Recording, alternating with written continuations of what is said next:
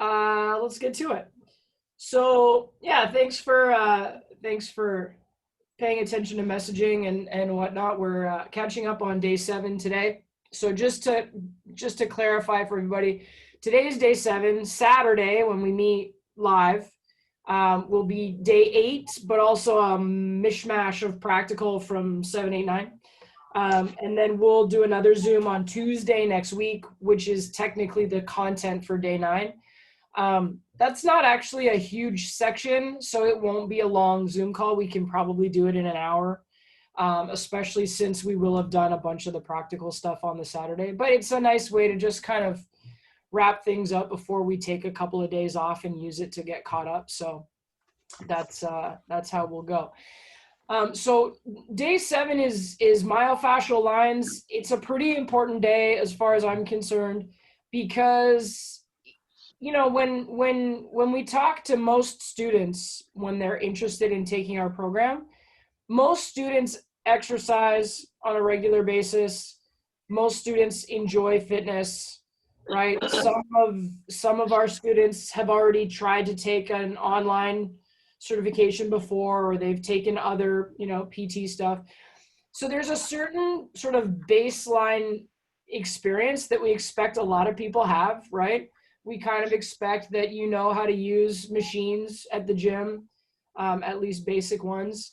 And, we sort of expect that everyone's tried some body weight exercise, right? But what we think is valuable in teaching more of and understanding the science behind is a more integrated approach to movement instead of isolated. So for example, Monday in sort of the bodybuilding world is International Chest Day, right? So Monday is chest. The way that we would change the language just a little bit, if we were talking in a little bit of a more functionally integrated way, we would say Monday is push day. Because when you push, there's more muscles working than just your chest, right? So like realistically, when we talk about human movement, there is no such thing as isolated movement. You cannot use just your chest, because you have to grip the dumbbell and your shoulders have to stabilize and your core has to do something because you're breathing, right? And breathing and core are integrated. So when we talk a little bit more functionally, instead of saying chest day, we say push day, right?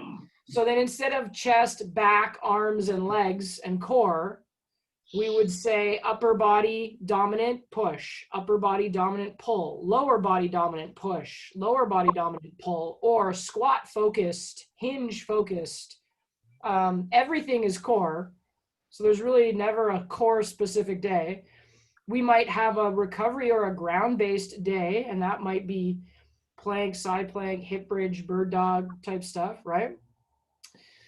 So the language is just a little bit different, and the language is just geared around understanding human movement in a more functional and integrated way. So one is not right and the other is not wrong.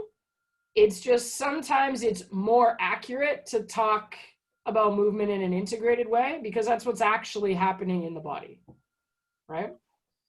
So that's what we're going to look at today. We're going to look at myofascial lines. We're going to look a little bit through the lens of functional anatomy. And then there's a section at the end which covers the 3DC. We'll see if we have time to get to it. It's a tool. So PTA Global has taken this tool from the Gray Institute, Gray Cook, and taught it. We like Trainerize ourselves as a better tool. So there's not a lot of exam stuff about the 3DC. I might do a brief introduction to it, but we're going to get more into sort of how we've upgraded program design as we carry on and teach you a little bit more about the tool. So it's kind of the agenda. So there was really no specific homework from day 6. I do have a fun little anatomy quiz that I'm going to send out to everybody next week, just as a way to sort of quiz yourself. But like we said, there's very little of that on the exam. So it's kind of just like a fun bonus quiz. If there was such a thing as a fun quiz, that's what it's meant to be. but no specific homework. But now what we're going to do as we head into myofascial lines and client movement screening and whatever, we're going to use the same language over and over and over and over and over again. And we're eventually going to start to feel a little bit more comfortable, confident with all these funny muscle names and what we're doing with them. Okay. So that being said, let's pull up the deck and let's do it to it. All right, there we go. Cool. So we're going to talk about the movement system, and the first thing we have to do is just sort of come at it from the anatomical perspective. So if you ever have been to the doctor's office or a massage therapist's treatment room or something like that, sometimes you see posters up on the wall, and there's a man from the front and a man from the back. Anatomical perspective just means we've decided that supine, like if I was lying on my back, my palms facing up, that's anatomical perspective. And so then if I was lying on my stomach, my palms facing down, I'd be looking at the body from the back. We've just decided that that's how we're going to look at the human body. And so what that does is allows us to sort of look at anatomy from the perspective of communication and human geography. Where is it? And what is it called? So everything has a purpose, and the way it's built determines what it can and can't do. So for example, when we think about the vertebrae, the lumbar vertebrae, the shape of them, what they're capable of doing, it's mostly just flexion, right? We can do a sit-up, we can do a crunch, we can touch our toes. But there's really very, very, very minimal rotation in the lumbar spine. Like the lumbar vertebrae aren't really supposed to rotate more than maybe 1.5 degrees. So how it's built, it's designed to flex forward and stand up tall, and that's it. When we move into the thoracic spine, we have about 45 degrees of accessible rotation. So the shape of the vertebrae is a little bit different, and it actually allows for some rotation. And then when we come up into the cervical spine, we have a lot more movement, right? Like, I don't remember the exact degrees, but our head can move a lot further than our torso can.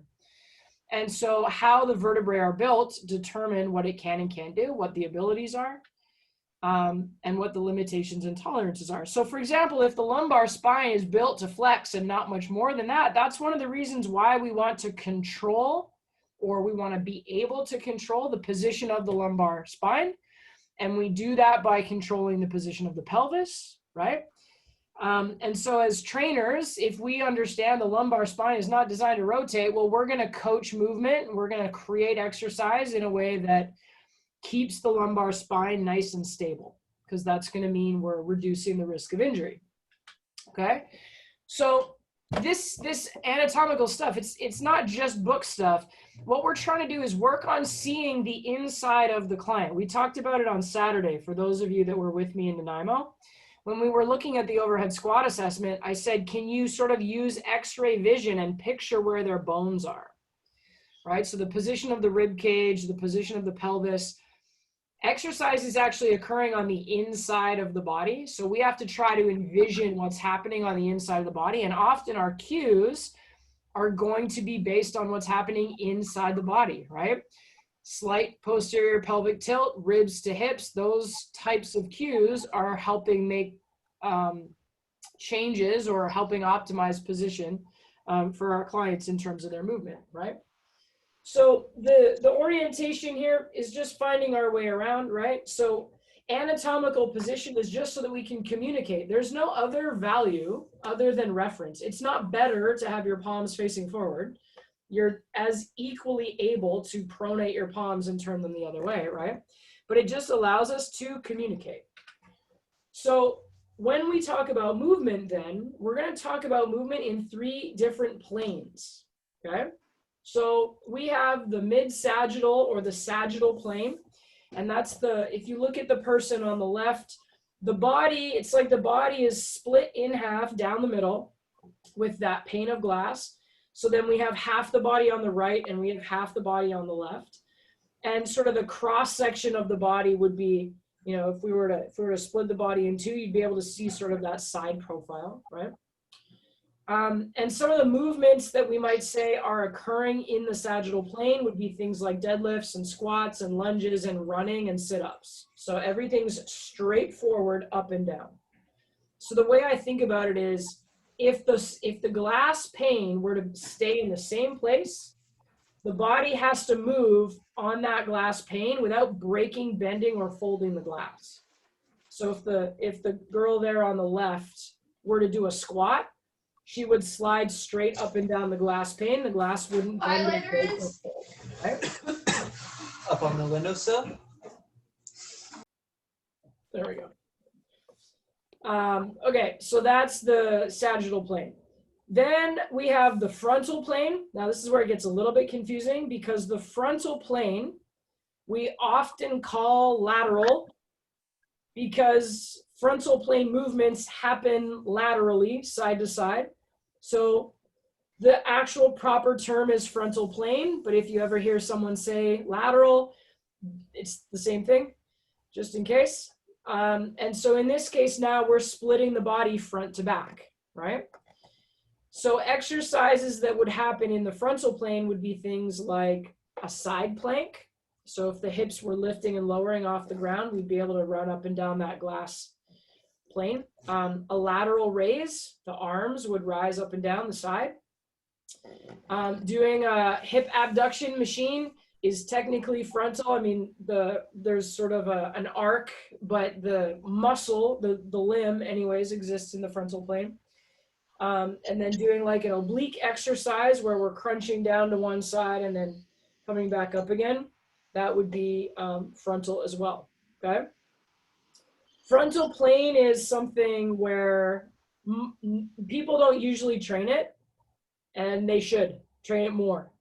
So Yvette, I think I was saying to you on Saturday that bodybuilding is very sagittal, right? Everything's forward and back.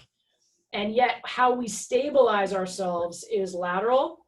And so if we incorporate things like side planks and side lunges and stuff like that, it can help reduce a lot of the aches and pains that come along with just training in one direction all the time. So lateral exercises are really good for building glutes. They're really good for stabilizing hips and knees. They're really good for athletes, because athletes, while you might think of the fact that a soccer player runs straight down the field, if they have to change directions or if someone bumps into them, they have to be able to manage themselves in sideways and rotational movement, right? So lateral exercises are really important. And then the third one is transverse plane. So in this case, the pane of glass is through the middle, kind of parallel to the floor, right? So now the transverse plane is anything rotational. So a Russian twist, a Pallof press with a twist, a sandbell lift, a chop, a rotating dumbbell press, right? All of those things have this rotational component to them. And one of the things, one of the webinars that I took during COVID was by this rotational specialist, and he works with a lot of athletes down in the US. And he says that a lot of the sort of niggling injuries that don't go away when you treat them specifically, like plantar fasciitis, shin splints, tight IT bands, sciatic pain, stuff like that. He says a lot of that stuff, it doesn't go away when you work on it locally because it's a rotational dysfunction. And once you start training stability, which means anti-rotation, right? So if I'm in a plank and I touch one shoulder, I have to resist against falling in this way, right? That's an anti-rotation movement. So if I'm doing plank taps like this, I'm trying not to rotate. The first thing we have to do is teach anti-rotation. Then we have to teach rotation slowly. And then we teach rotation in dynamic and quick ways. And he says for a lot of athletes, by the time you teach them anti-rotation and slow loaded rotation, their little niggly problems go away. So they might have gone to physio and chiro and this and that and and they don't get better. And it's because their imbalance, their asymmetry, it's hiding in that rotational spiral line. And until you work on managing spiral rotation, you don't get better. So again, in traditional bodybuilding and traditional weightlifting, and even in traditional physiotherapy, which kind of sounds funny, but if you think about the types of exercises that people get given in physio, they're very sagittal or uniplanar, like they only use one plane of motion. And yet human bodies move in multiplanar ways. So when I pick up a box off the floor, I don't necessarily approach the box like I'm doing a really heavy deadlift at the gym. Like I kind of bend down and one heel's on the ground and one heel's lifted and I reach over to the side. So I'm kind of bending and rotating all at the same time. And then I pick it up. In the gym, especially when you're lifting heavy, we kind of say like, don't flex and rotate at the same time because that's where you're going to get injured. But in life, I do that all the time. So if I don't ever learn how to manage multiplanar movement, well, then I'm not really as human as I could be, / I'm more likely to get hurt. So here's a rule for programming. When you're a trainer, which means you're a professional and you take your job seriously, you should use all 3 planes of motion in every workout. So let's say you're fairly traditional and you like to do push, pull, squat, whatever. At bare minimum, there should be some kind of anti-rotation core drill in your warm-up. So like plank taps. And at bare minimum, there should be some kind of rotational stretch in your cool down, like a bow and arrow or a supine twist, something, right? And that's like bare minimum. I would like to see much more than that. But that's a rule for me. Every workout should be multiplanar. Okay? And if we do that, we're already giving people a better moving experience than what they normally choose on their own. Okay? All right. So then from there, the planes are 3 points in space, but there's actually an infinite number. So it's not that there's only 3 planes, because especially in the transverse plane, we could take that piece of glass and we could put it at a diagonal angle.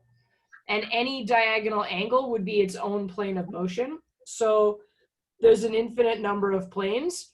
And what we want is for humans to have access to multiplanar motion. Okay? Now, there's a few orientation and directional terms that can be helpful. So superior means towards the head or the upper part of the body. Inferior means below or further away from, right? So my head is superior to my torso. My torso is inferior to my head, right? And how that can help is certain muscles might have superior or inferior in the name. So I have a serratus posterior superior and a serratus posterior inferior. Posterior means it's on the back side of the body. Superior means I have a set up here and I have a set down here, inferior, right? Anterior and posterior may be a little bit easier. Anterior means the front, posterior means the back. And medial then means towards the middle. So if I look at medial, lateral, and intermediate, I have a medial gastrocnemius. It's the one closest to the inside of my body. I have a lateral gastrocnemius. It's the one on the outside of my leg. And then intermediate would be when I have something in the middle. So we have a vastus medialis, we have a vastus lateralis, and we have a vastus intermedius. And those are all muscles in the quadriceps, right? So it kind of tells me a little bit about position. The next one there is proximal versus distal. And one of our favorite sayings in functional training is proximal stability yields distal mobility and strength. So then what that means is, what that means is if I have a strong core, It's going to allow me to have better range of motion and more strength output. So proximal stability, stability in the center, is going to give me better range of motion and better strength production or force production out in my arms and legs. Okay? So proximal stability yields distal mobility and strength.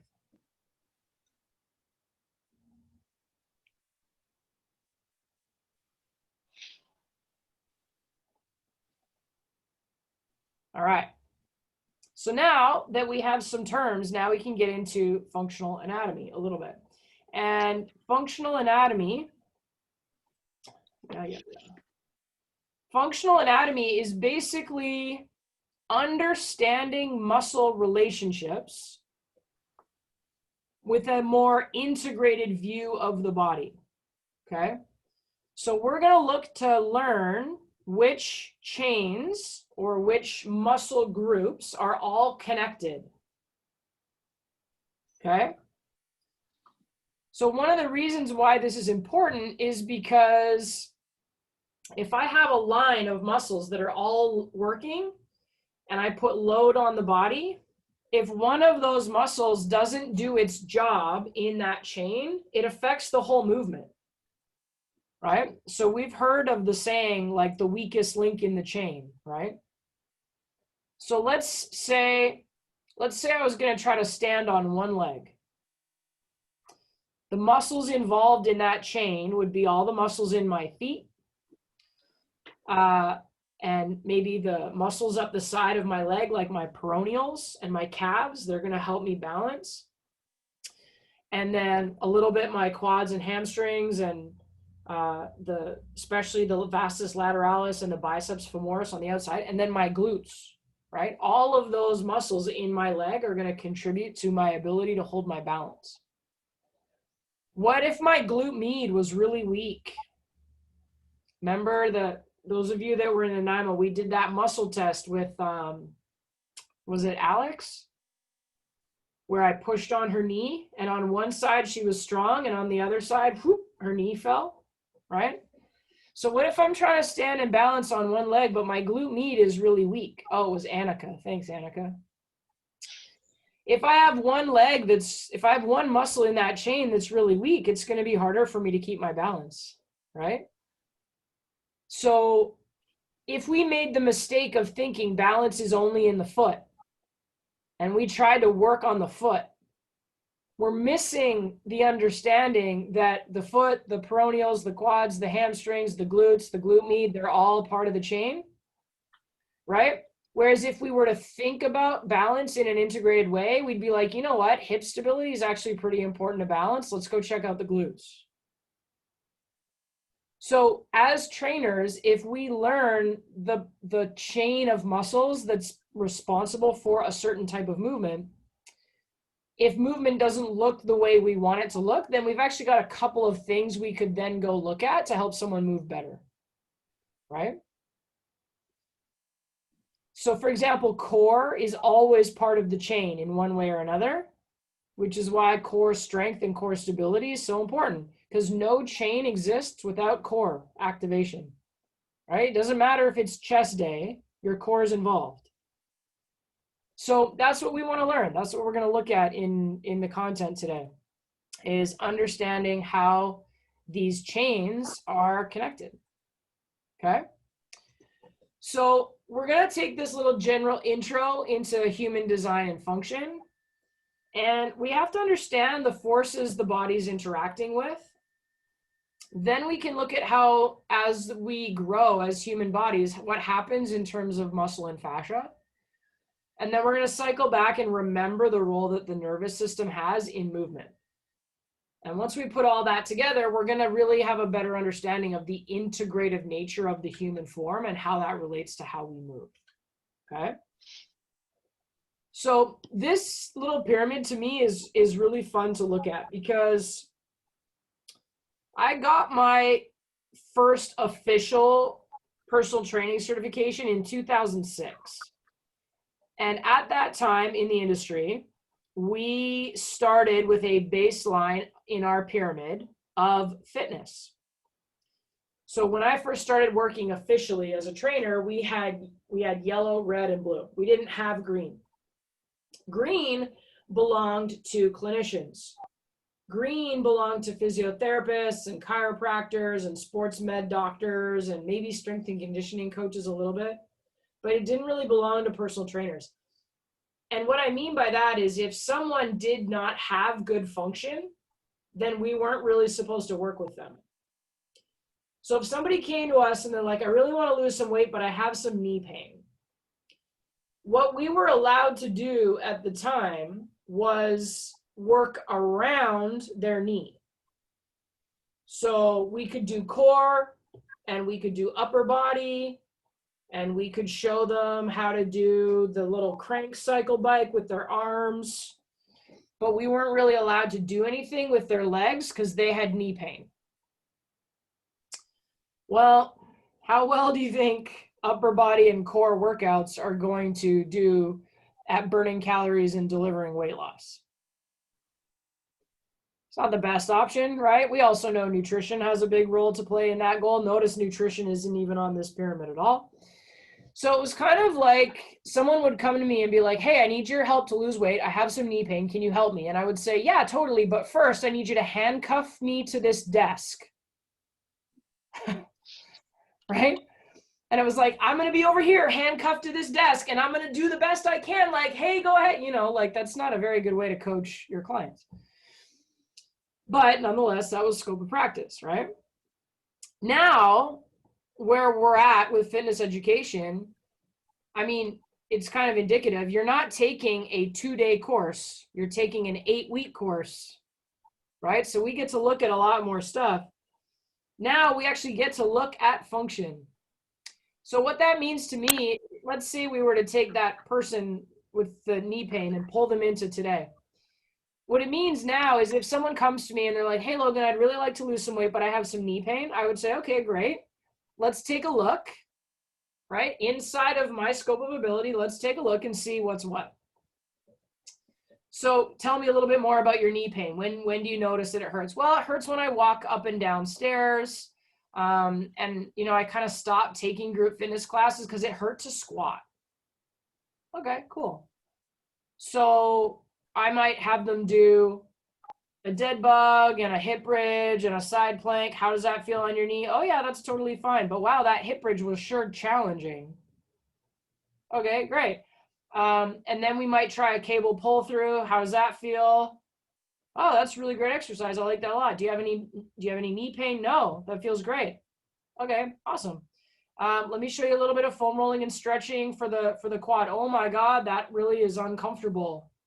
I can really tell that that's an area that I need to work on more. Okay, great. So this is what we're going to start with.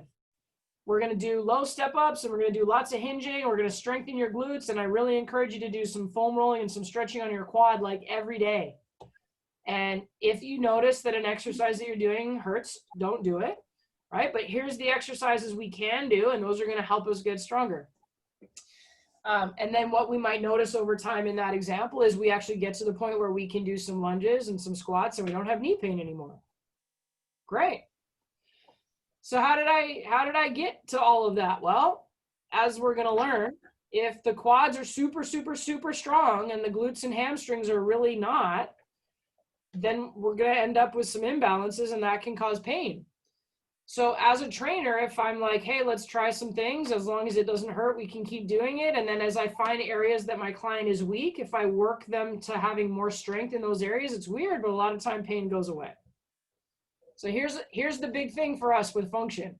Low function or weakness can be the cause of pain. And so as long as I work within my scope of ability around improving function, like I'm not fixing anything, I am not a rehab professional, but if I look to improve function, often the results of that is more strength and less to no pain. So that's cool because now we can help more people, right?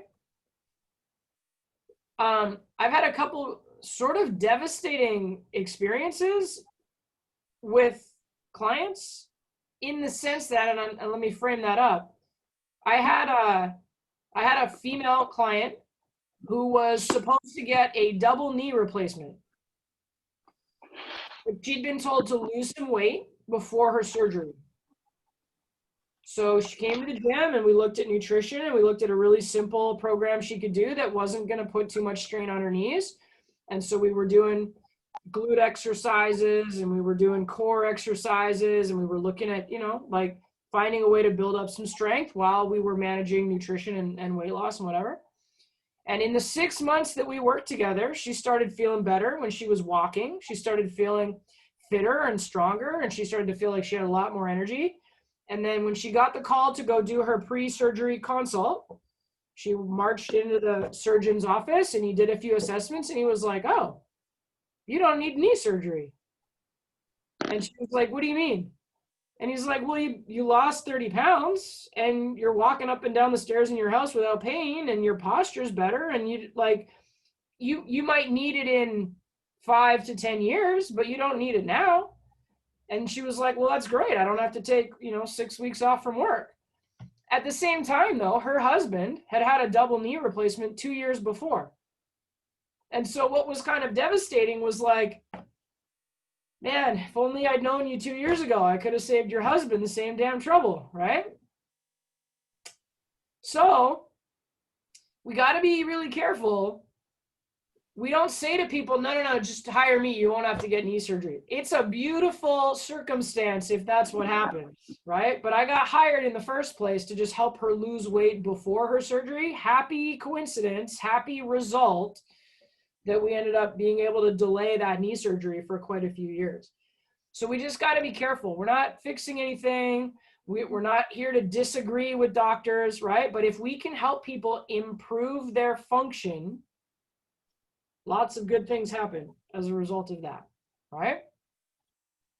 All right, so good news for you as trainers is function is on the table.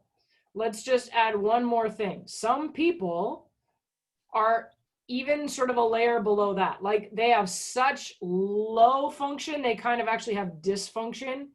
That's not on our pyramid, okay? So there are some people who have really bad pain and injury, and they're not ours to work with.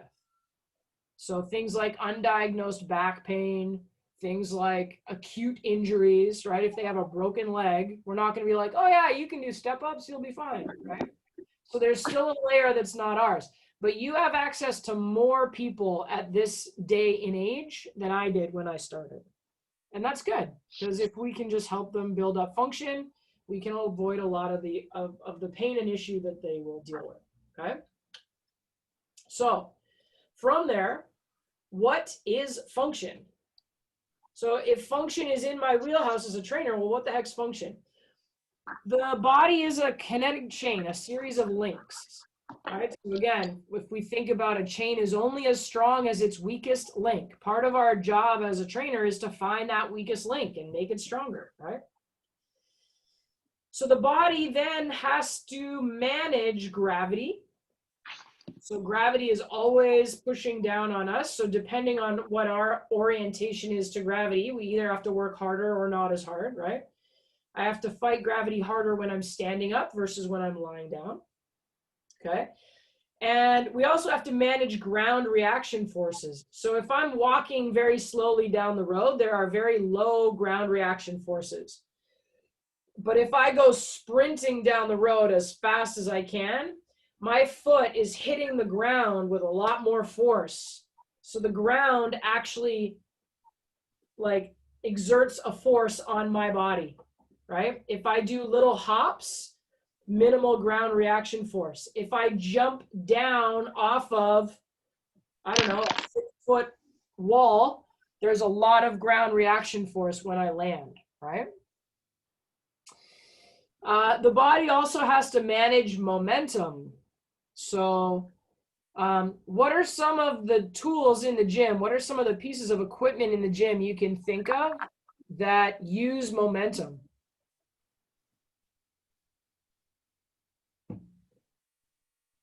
Maybe. Well, can't people use momentum when they're lifting weights? Like when they're swinging the weight up too fast, they're not really seeing gains because they're not taking their time with it. Yeah, so my favorite example is like a bicep curl.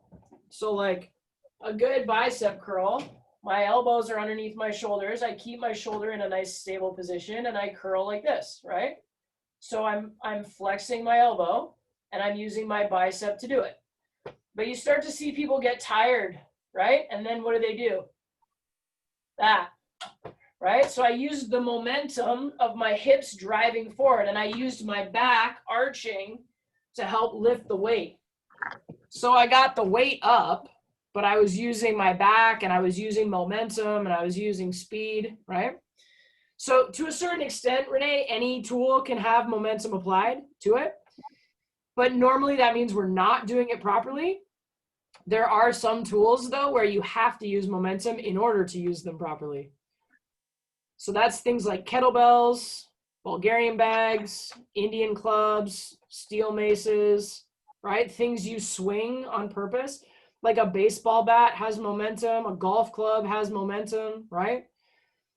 And the body itself can generate momentum. Like if I'm a boxer, part of what I'm trying to do is pivot and drive and create momentum so that like my body as a sum of its parts is able to generate more power than if I was just like boop on the nose, right? And then that's the next point. The body has to react and manage itself, right? So if I'm walking down the street, my opposite arm and leg swing. That's actually something I do to make my movement more efficient. But if I were to like force myself on purpose to swing my right foot and my right arm, my body is going to experience this dissonance based on like my own body. Like I'm making myself feel weird. So sometimes the body has to react to itself, right? If I swing my arms to jump and I help myself jump, that allows me to jump further than if I swing my arms in the wrong direction, right? So the body as this kinetic chain, as this machine, has to deal with all of those forces in addition to just its own construction, right? So we're sort of trying to keep that in mind as we are taking clients through exercise. So for example, that's why, like, let's say you see me doing a kettlebell workout at the gym and you're like, oh, Logan, I really want to learn how to do kettlebells. Yeah, that's cool. I'll teach you. But you might not do a kettlebell swing today because you have to have a really good plank and a really good hip bridge and a really good hinge before I let you add momentum to the pattern, right? So we have to think about that a little bit when we're training for function. Okay. So then a couple of things around basic biomechanics. Force reduction precedes force production. And a simpler way of saying that is load to unload, okay? So the phase of muscle action or movement that involves stretching and receiving energy or reducing force then allows me to create force or generate movement. Okay, so if we were to think about a squat jump, right? If I'm standing fully upright, can I jump from that position? No, I have to lower myself down so that then I can spring up. So if I'm standing upright and I bend down, I'm loading. And then as I jump up, I am unloading because when you jump, you like float, right? So then the body's not loaded. And then what happens? Well, I land. And that ground reaction force is something my body has to manage. And hopefully I manage it by bending my knees, bending my ankles, bending my hips, and like absorbing the landing, right? When you watch, have any of you watched parkour videos? Like street running? It's so cool. They like, it's crazy, but they'll jump from like one roof down onto the roof below it. And when they land, they literally like compact themselves into a ball. So they land and their knees bend and then they roll and then they stand up. And there's no like jarring impact. They're just like, and then they keep going. It's so cool. They're like masters of biomechanics, essentially, right? So that's what we want to think about in the sense of training functionally. All of this, by the way, is a reactive process by the nervous system. So all the things we've learned about with muscle spindles and Golgi tendon organs and sensory receptors and all of that stuff, all of this is happening in terms of messaging through the nervous system. So that's pretty cool. Now, all muscles and joints have the capacity to move in all three planes of motion, okay? But most joints are better or have more range of motion in one, maybe two directions. So if we were to think of the ankle for the most part moves in sagittal, dorsiflexion, and plantar flexion, okay? Well, when we walk, we go heel toe, right? But the ankle does actually have the capacity to supinate and pronate, and it can also move this way, right? I can internally rotate and externally rotate my toes. So the ankle actually has access to all three planes, but it's most dominant in the sagittal, right? Now, the reason why that's important is because now we have the understanding that all muscles are integrated. So if we think about plantar and dorsiflexion of the foot, part of what drives that are the anterior tibialis and the posterior tibialis muscles. So even though they drive mostly plantar and dorsiflexion of the foot, they actually control movement in the frontal and transverse planes as well. That's how we keep our balance, right? So human design and function require that all muscles operate in all three planes. And then the structure of the joints, the structure of the bone, will determine how much range of motion is available in various directions, okay? This slide, for some reason, is normally a question on the exam. So while all muscles are integrated, they don't necessarily need to cross a joint to be effective. And the example is the soleus, okay? So the soleus actually functions as one of the main extenders of the knee in the standing position. So the soleus actually accelerates the knee into extension twice as much as it accelerates the ankle in extension for positions near upright posture. But the soleus does not cross the knee. So you don't have to overthink that too much. You just have to remember it as a single example, because they'll usually ask a question like that on the exam. All right. So if we come back then to the green bar on the pyramid, what is function? Well, function is movement in all planes of motion. So triplanar or multiplanar, depending on how you want to think about it. Function is integrated because the body is one unit, right? We can't really separate it. It's all connected. Function is going to be related to a proper orientation against gravity. So if I'm standing on my feet, if I'm doing a plank, gravity is acting on my body. And so for me to have proper function, I have to be able to manage against gravity. And function is also proprioceptively enriched. So we would typically think of that as if I'm doing a standing dumbbell shoulder press, my body is going to have more sensory feedback about maintaining my position in space than if I'm sitting on a machine doing a machine shoulder press, right? So a machine shoulder press, the bar is attached in such a way that it literally only moves in one direction. But if I'm doing a standing dumbbell press, the dumbbells will go anywhere I move them. And if I stop working at moving them, they will fall to the floor, right? So the functionality of a standing dumbbell press is that there's a lot more proprioception, there's a lot more management of multiplanar movement, right? And my whole body has to work in one chain. So any weak link in the chain, like for some of us, it's core. For any weak link in the chain, we sort of have this potential injury, or we have this potential compensatory effect that's going to happen, like the pelvis tilting forward.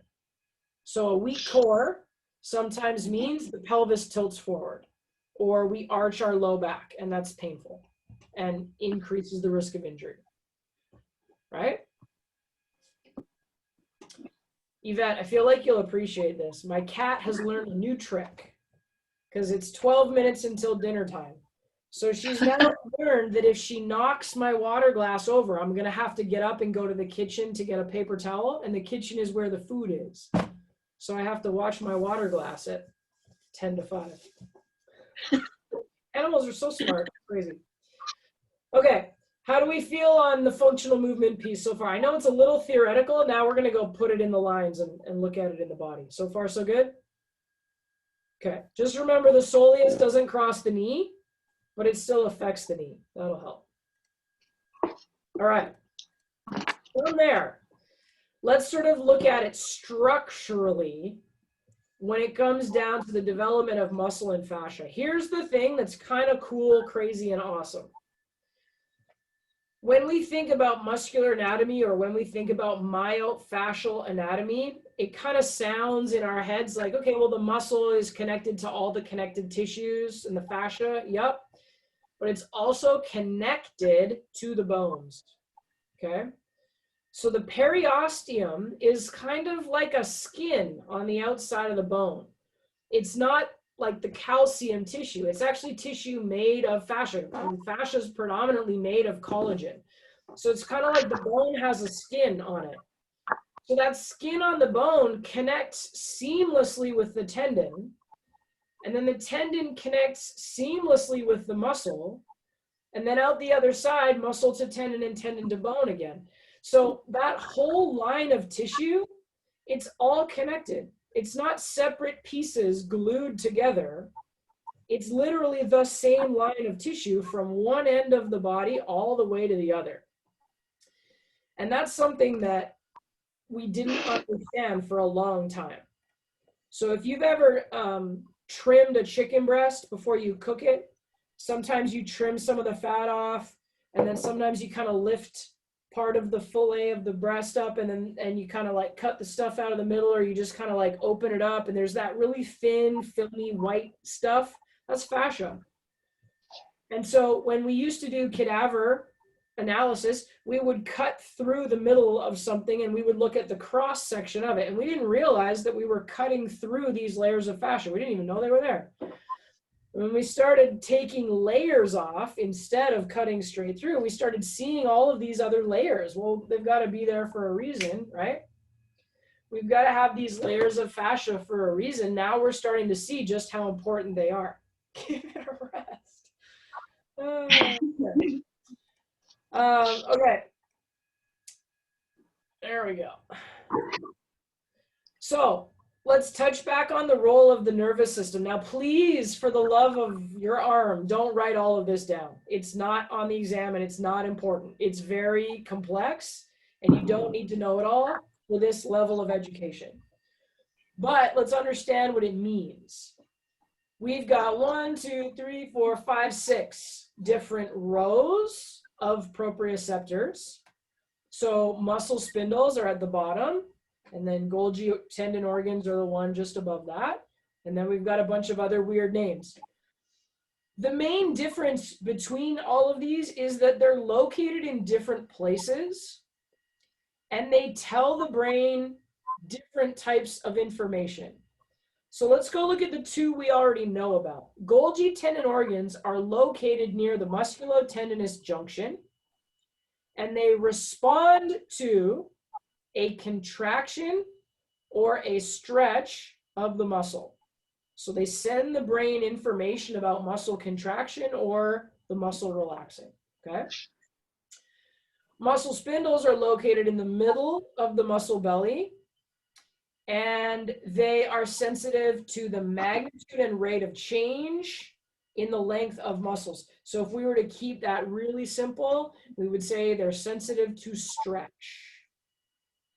So if I kept it really, really simple, Golgi tendon organ, musculotendinous junction, response to contraction. Muscle spindle, middle of the muscle belly, responds to muscle stretch. Okay, so those are 2 of the 6 things. we have probably even more than 6, and they all are located in different places throughout this periosteum, through to tendon, through to muscle kind of array, and they all give the brain slightly different information. That's what we need to know. So how is the nervous system involved in movement? Well, the nervous system is gathering tons of data every single second about the position and relative array of forces on the body. And so then simultaneously, the brain is making decisions about movement. So if my Golgi tendon organ is saying, hot damn, Logan, the tendons around your knee have an awful lot of tension in them because you're currently sitting with your knee bent and tucked underneath you, we really don't want you to contract your hamstring any further, then I won't contract my hamstring any further, right? It doesn't matter if I'm sitting here with my leg tucked up underneath me going, I wonder if I could bend my knee a little further. I wonder if I could squeeze my hamstring a little harder and tuck it underneath me a little bit more. My brain's already decided that that's not a very good idea. So I'm not going to be able to do it. Right? So we got to think about that with movement. Remember, for those of you that were there on Saturday, I said you're going to demo the squat and your client's going to copy you to the best of their ability. Whatever the movement errors are that we observe, they're still trying to squat to the best of their ability. Those errors are not something they're doing on purpose. It's something they cannot help but do. And that's because their brain is saying, okay, if you want to get lower to the ground, well, I guess this is the safest way to do it, even if it's not the right way, right? So ultimately, the nervous system is responsible for movement because of the messaging that's going to and from the brain via these receptors, okay? So we're going to head into the myofascial lines. And I'm going to tell you right up front, we only teach 5. There's more than that. But we're teaching you the simplest ones that have the greatest correlation to the most number of movements. There's a bunch of other lines that are a little more finicky and they're a little bit harder to understand. And while they relate to movement, it's not that they're not as important. It's just, we got to start somewhere. We start with these 5, okay? But there's more than just the 5. So there'll be a couple of gaps in our knowledge around integration, but there's ways to learn what those lines are in future courses, including there's like another course that PTA Global offers that's like CPT bonus, and that one covers one more fascial line that's actually really helpful to know. So I usually recommend that you give yourself a few months to get up and running, but then maybe look at taking this little online course for CECs, and then you'll get that extra line and you'll learn a little bit more about functional biomechanics, okay? So we're gonna head into myofascial lines. Now, really what this is it's a view of connection and relationship between muscles and fascia. So it doesn't change what movements we're going to perform. We're still going to do push-ups and bench presses and squats and lunges, but it allows us to view movement from an integrated view. And so the tweaks we can make to help our clients move better, they might be a little bit more successful, right? So sometimes I think about group fitness and I think about some of the cues that group fitness instructors use, and they're not really all that effective. And part of why that is because they're using cues from a very isolated perspective, whereas what we start to understand is that movement is much more integrated. So example, if you have someone doing squats to the beat of the music, a cue that I hear in group fitness all the time is squeeze your butt at the top. It's not a super great cue. Because what happens for some people when we say that is not quite tall enough. they get to the top of the squat and then they squeeze their butt. And they actually like create too much of a posterior pelvic tilt and their butt tucks under and their back is now not in a nice neutral straight line anymore, right? My glutes actually need to be working the whole time I'm doing a squat. And one of the ways, Yvette, that they need to be working is abduction, like pushing my knees open, remember? Yeah, so my glutes, one of the things they're doing is they're abducting my femur and creating more stability. I want that all the way down at the bottom and all the way back up. So it's not just quads on the way down and then get back up to the top and squeeze your butt at the top. Like, that's not a good idea. But when we think about a squat in a very isolated way, okay, I guess kind of like I get to the top and I can feel it more if I squeeze my butt, but that's not a super helpful cue. So I'm not trying to hate on group fitness instructors at all. I think they do a phenomenal job of getting people involved in fitness and getting them moving and making it fun. And I think group fitness instructors love to learn about movement, but their certification process is very different than ours. They don't learn about myofascial lines. So when we look at movement in an integrated way, it just helps us help our clients move better. And if our clients have weak glutes because they sit for 20 years and then they come to the gym and they want to lose weight and they're like, yeah, I heard squats are great for weight loss. Sure. Well, we want to make sure that when we cue squats, we do a lot of like, okay, set your feet and now drive your knees open and use your glutes to stabilize your pelvis and use your glutes to keep your back safe, right? Like we want to teach them that because we understand that that's, even though the squat is going up and down, we understand that those joints move in lots of different directions and we want to engage that stability to keep us safe and to help us move successfully. So we get that understanding from these myofascial lines, okay? All right, before I dive in, a 5-minute brain break. I'm gonna feed the cat and you can take a deep breath and stand up and do some hip bridges maybe. And I'll be right back and we'll start myofascial.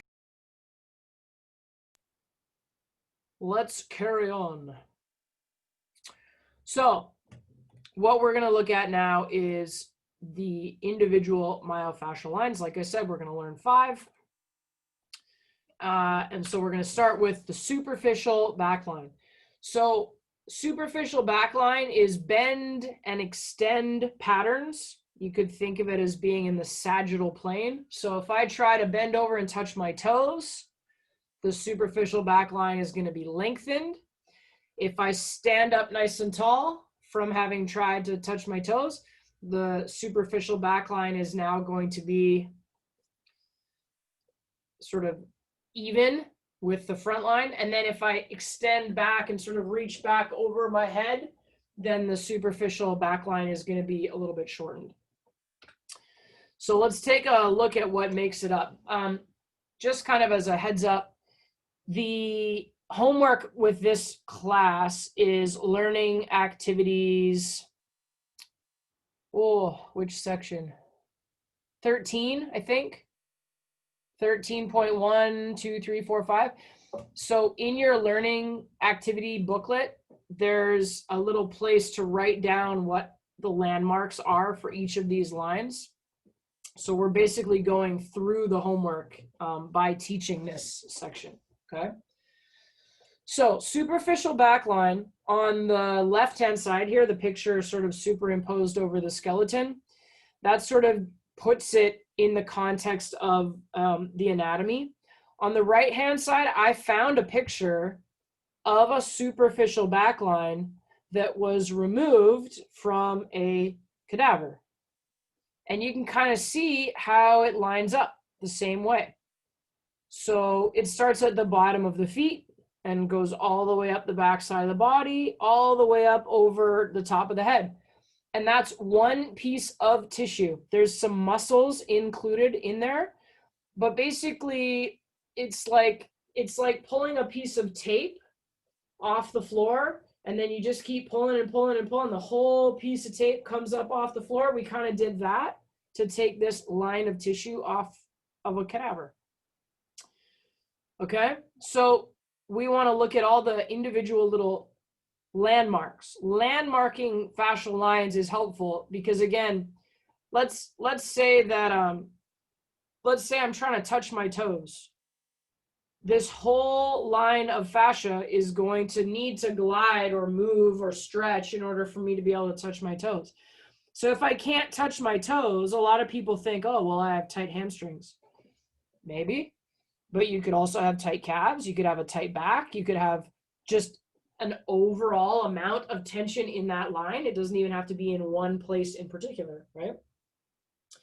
So the superficial back line starts on the bottom of your foot.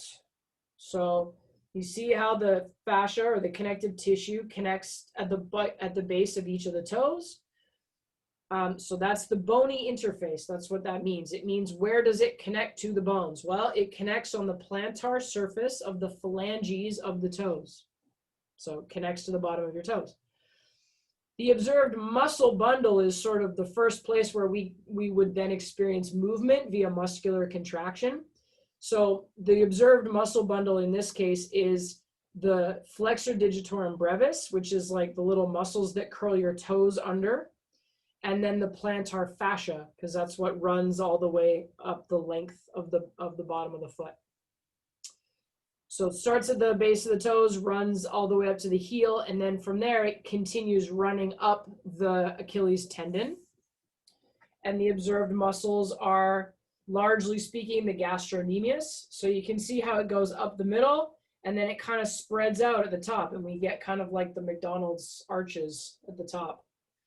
So it comes up the middle, and then it splits over the top. From there, it runs up the hamstring muscles. So it runs up through, there's 4 different muscles, right? But it runs up a couple of those. And the whole point here is that it's attached to a bone, and then it carries on, and then it attaches to another bone, and then it carries on. But where it attaches at the bone, it doesn't disconnect. It's still one long piece. So it runs up the hamstrings, and then it connects at the base of the pelvis, right? This little loop here at the bottom of the pelvis, that's called the ischial tuberosity. So the sacrotuberal ligament connects at the ischial tuberosity, and that's the thickest connective tissue we have in the whole entire body. It's a really big, thick, ropey piece of tissue. From there, it crosses the sacrum and then runs up the thoracolumbar fascia, or the superficial erector spinae. So we learned erector spinae as a muscle name. And so it runs up the length of the back. And then it connects through the muscles in the back of the neck, and the bony interface is now the occipital bone. So that's the back of the skull, and then runs all the way over the top of the skull, and we call that the scalp fascia. Technically, gallia aponeurotica is that little bit of muscle that looks like it's sitting on the back of the skull. But then it runs all the way over the top of the skull by way of scalp fascia. So the summary, this page kind of summarizes the homework for you. The summary is that the line, all the muscles, the sort of soft tissue landmarks of the line are flexor digitorum brevis under the foot, gastrocnemius, hamstring, so those are both big muscles, sacrotuberal ligament, where the sort of hamstring and the glute meet, erector spinae, big muscle running all the way up the back, and then all the way over the scalp fascia on the top of the head.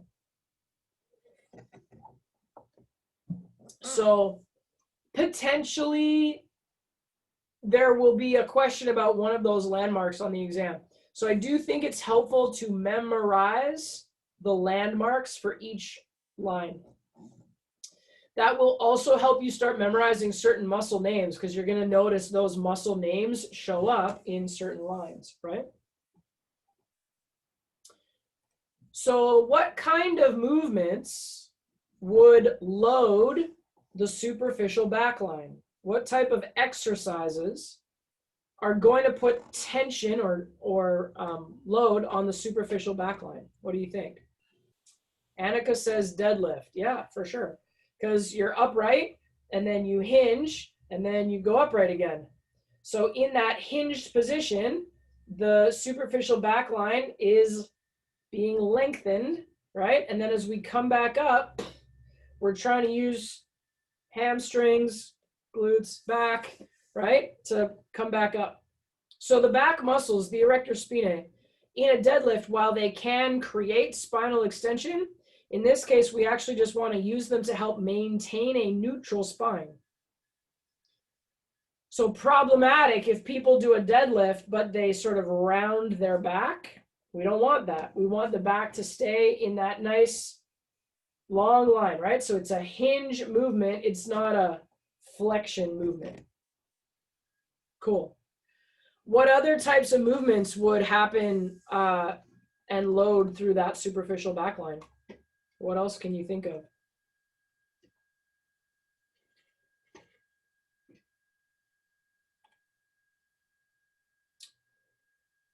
Would a squat load the superficial backline? Sure, because the squat involves the hamstrings, the back, right? So it's not just that the line only moves in one direction. The line can be loaded simply based on how the position we're holding the body in, right? Fun fact, a squat trains all of the lines. So that's kind of a trick question because it's all of them. That's also why we do an overhead squat assessment, because it's the most functional of all the movements. It's the one that involves all the lines, right? So if we do a squat and we see a problem, it just means we have a problem somewhere in one of the lines. We don't really know which one yet because it shows us all of them. So a couple other movements that I would think of with the superficial backline. Hip bridge, right? Barbell hip thrust or a hip bridge. Lunges, parachuters.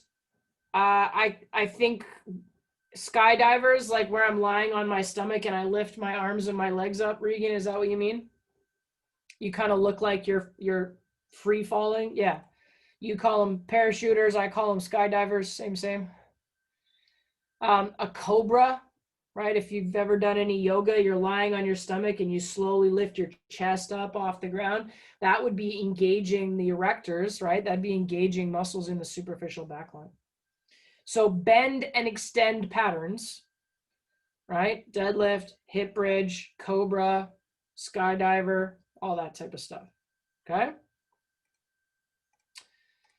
So to balance out the superficial backline, then we have a superficial front line. Also bend and extend patterns. But now if we have a line on the back, well, we balance that out with tension in a line on the front. So the little skeletal guy on the right here, we can see that this line goes from his toes all the way up to his head. And the superficial front line, at least the lower body portion of it, again, that's tissue that got pulled off of a human body. So you can actually almost kind of see, like you can see where the kneecap is in the line that's been taken off the body. You can kind of imagine, well, there's the toes and there's the knee, right? So you can kind of see how it maps out to the same anatomy. So superficial front line also starts on the foot, but this time it starts on the top of the foot, so the dorsal or anterior surface of the toes. And if we had flexor digitorum brevis underneath the foot, well, we have extensor digitorum muscles on the top of the foot. And it also runs up into the tibialis anterior. So when we dorsiflex, when we pull our toes towards our nose, we're using our extensor muscles and the anterior tibialis. From there, we see the front line connect with the patellar tendon, and it runs up through the middle of the knee. And then it runs up through the quadriceps, specifically even the rectus femoris. So that's a pretty dominant muscle in sagittal movement. From there, we see it connect to two different places on the pelvis, so the pubic tubercle and the anterior inferior iliac spine. You don't really have to remember that specifically, but think about it as the legs are connected to the pelvis, and then the pelvis is the sort of root of the abdominal muscles. So when we start talking about pillar stability, hips, spine, shoulders, well, it starts to make sense now when we sort of think of it this way, right? And then the superficial front line is going to run up the rectus abdominis. So here's something that's a little bit important to think about. We have lots of abdominal muscles. We've talked about the transverse abdominis. We've talked about the obliques. We've talked about the rectus abdominis. The superficial line kind of means the outside layer, right?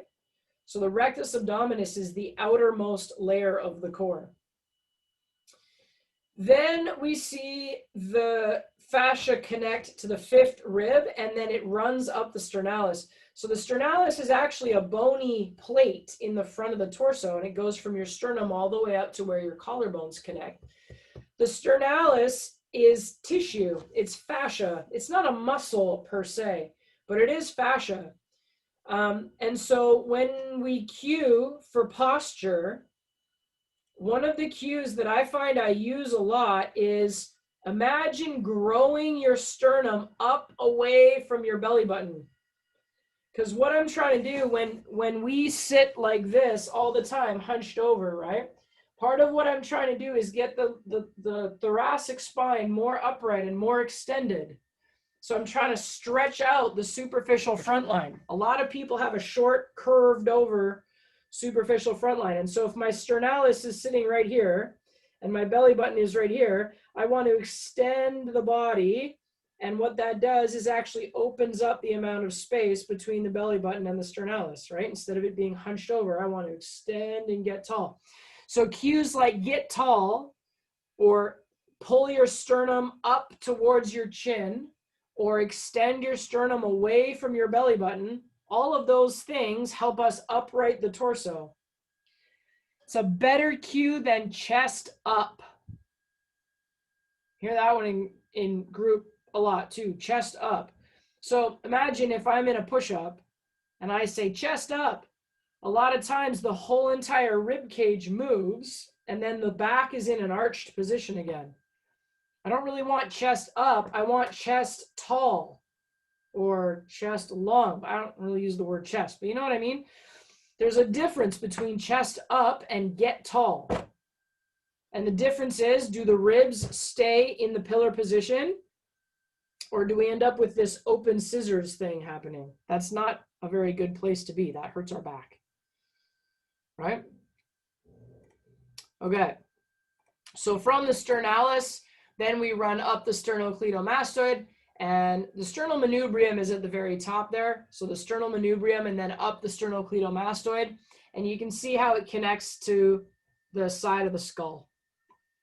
Okay, so there's your frontline summary. Extensor digitorum to tibialis anterior, the patellar tendon, the quadriceps, including the rectus femoris, up the rectus abdominis, up the sternalis, up the sternocleidomastoid, and it connects to the skull.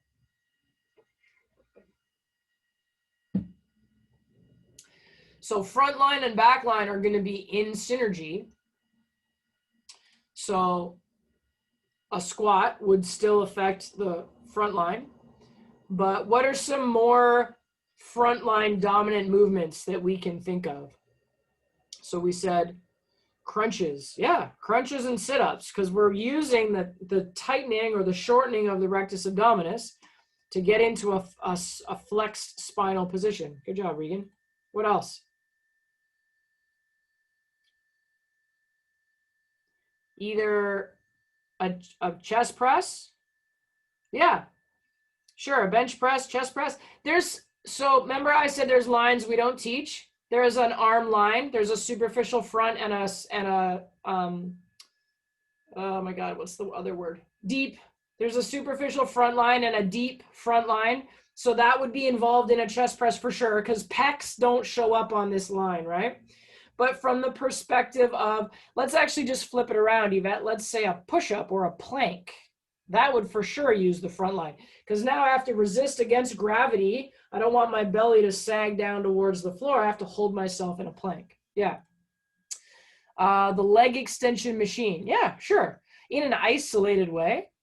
So then, Annika, it's kind of a great point, because the leg extension machine, it's kind of isolated to the quads, right? Like If you do a good job of a leg extension, you're going to dorsiflex your feet. You're going to engage the anterior tibialis to stabilize the knee.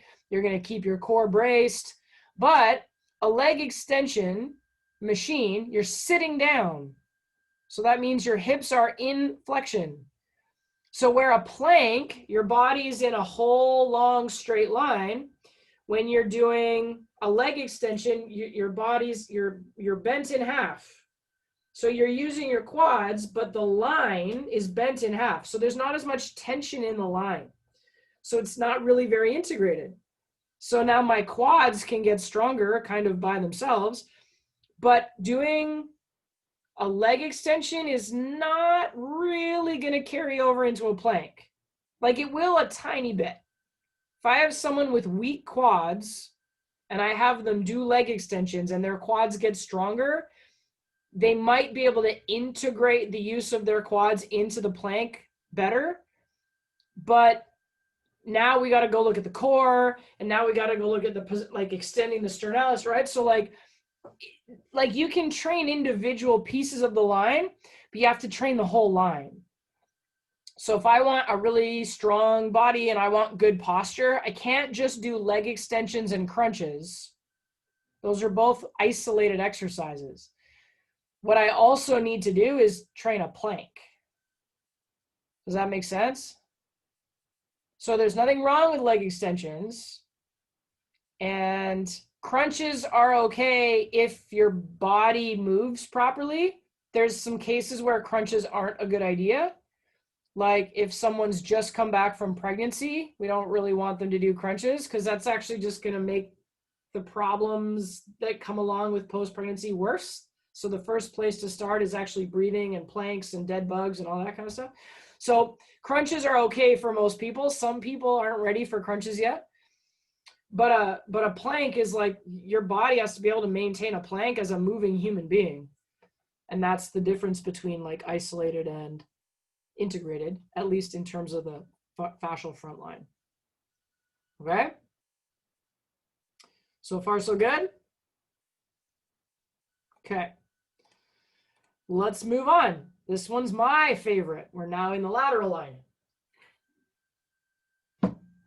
So I kind of hinted at it a couple of times already throughout some of the things that we've been learning. You have two lateral lines because you have a right lateral line and you have a left lateral line. So where the front line is synergistic to the back line, the right lateral line is synergistic to the left lateral line. Okay? And here we've got another picture of a lateral line that's been taken off a cadaver. So this is important. The lateral line starts in your foot, but it starts at both the base of the first and fifth metatarsals. Okay, so see if I can bring my foot up high enough to show you here. So if I'm looking at the bottom of my foot, this is my big toe over here. This is my first metatarsal. It's like the knuckle where my toe meets my foot. And this is my fifth metatarsal. So the lateral line starts here and here, okay? And this one runs underneath my foot and across to the outside edge so that then they can run up the outside edge of my leg, and we carry on from there. Here's why that's important. We've talked about tripod foot stance a little bit, big toe, little toe, heel. What we really mean when we say that is first metatarsal, fifth metatarsal, calcaneus. Okay, so first and fifth metatarsal ground the lateral line. Calcaneus grounds the superficial back line. And when we have our full foot on the ground, it's actually going to help create stability because we are engaging tension into the lines. So if my heels come up off the floor, the back line gets a little bit floppier. If my big toe comes up off the ground, my lateral line gets a little bit floppier. And stability is a function of integrated tension. So if I don't really understand the importance of my feet being rooted to the ground when I do a kettlebell swing, I don't have as much tension in my body. I'm not as stable. My brain is going to go, oh my God, I'm not as stable. I don't really want you flinging this heavy thing around. So I'm not as strong. But if I ground my feet and I create tension in the line and I create stability, my brain's like, oh, okay, we're pretty safe. Yeah, you go ahead, swing that heavy thing, girl. Like, it's going to make me stronger because I am more stable, right? So that's why it's important to remember lateral line, first and fifth metatarsal.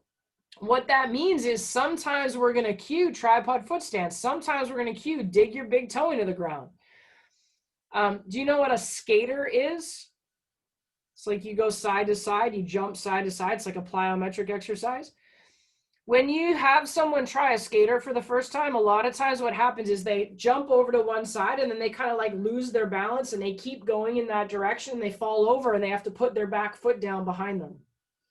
And they can't just spring back in the other direction. One of the cues that works really, really well when you teach someone a skater is that when you hop across and land, you want to try to dig your big toe into the ground on the foot you're landing on. Because when you do, that's going to engage tension in the lateral line.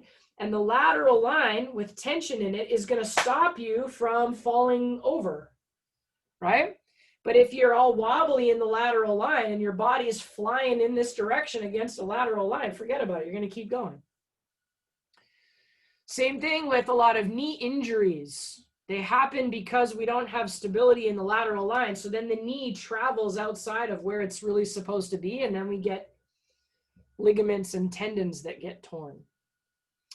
So tripod foot stance is important. Grounding the big toe is important. And what it will do is help engage tension in the lateral line.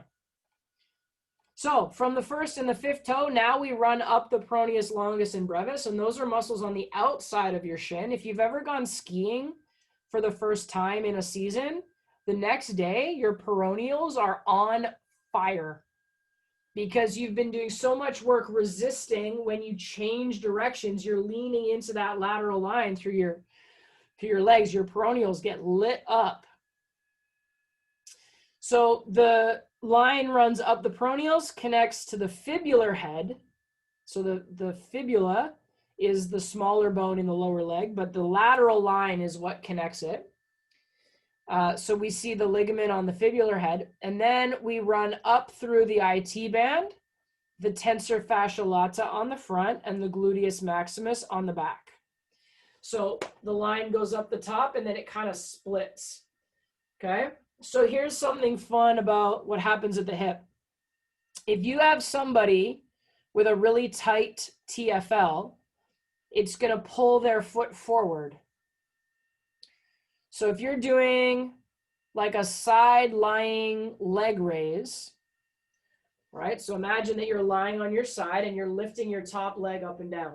If you have a tight TFL, instead of your legs staying stacked as you go up and down like this, your leg's going to kick forward a little bit because your TFL is tight. It's pulling your leg forward, or it's pulling it forward, right? So what we actually want to do when we do a side lying leg raise is we want to think about having the heel back against the wall. And we want to lift the leg up, focusing on pushing the heel back, because that's going to be what activates the glutes.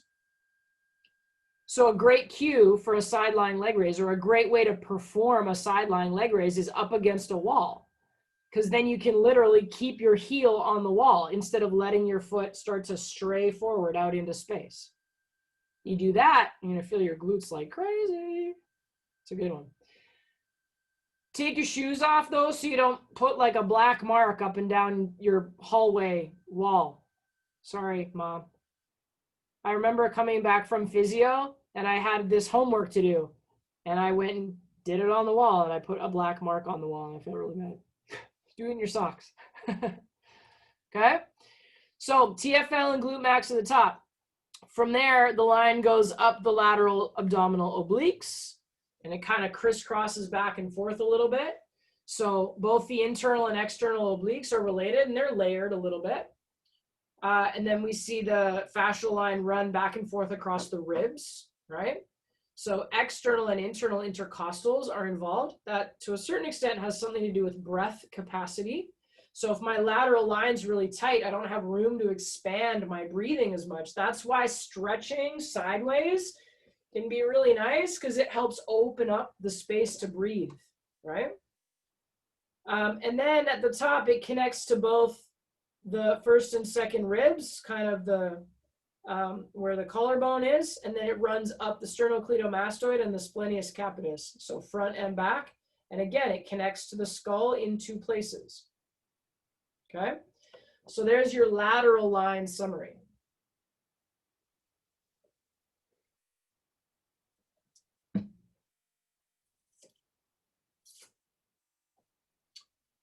All right, what are some exercises that would load the lateral line?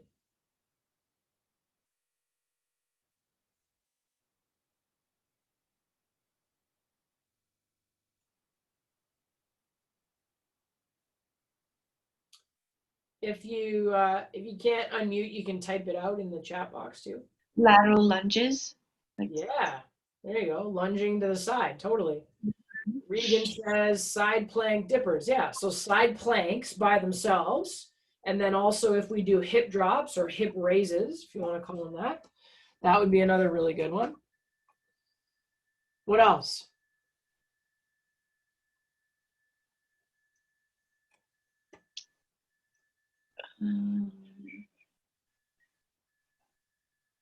Jumping jacks? Yeah, maybe a little bit, especially when you're landing with your feet out wider, because you're now using stabilizers on the outside of the hips. It wouldn't be like a major go-to for me, and we'll talk about why, because there's another line where that might make a little bit more sense, but yeah, a little bit. I also think about movements like if I'm doing a unilateral reach up and over, one line is getting stretched out and the other side is getting shortened.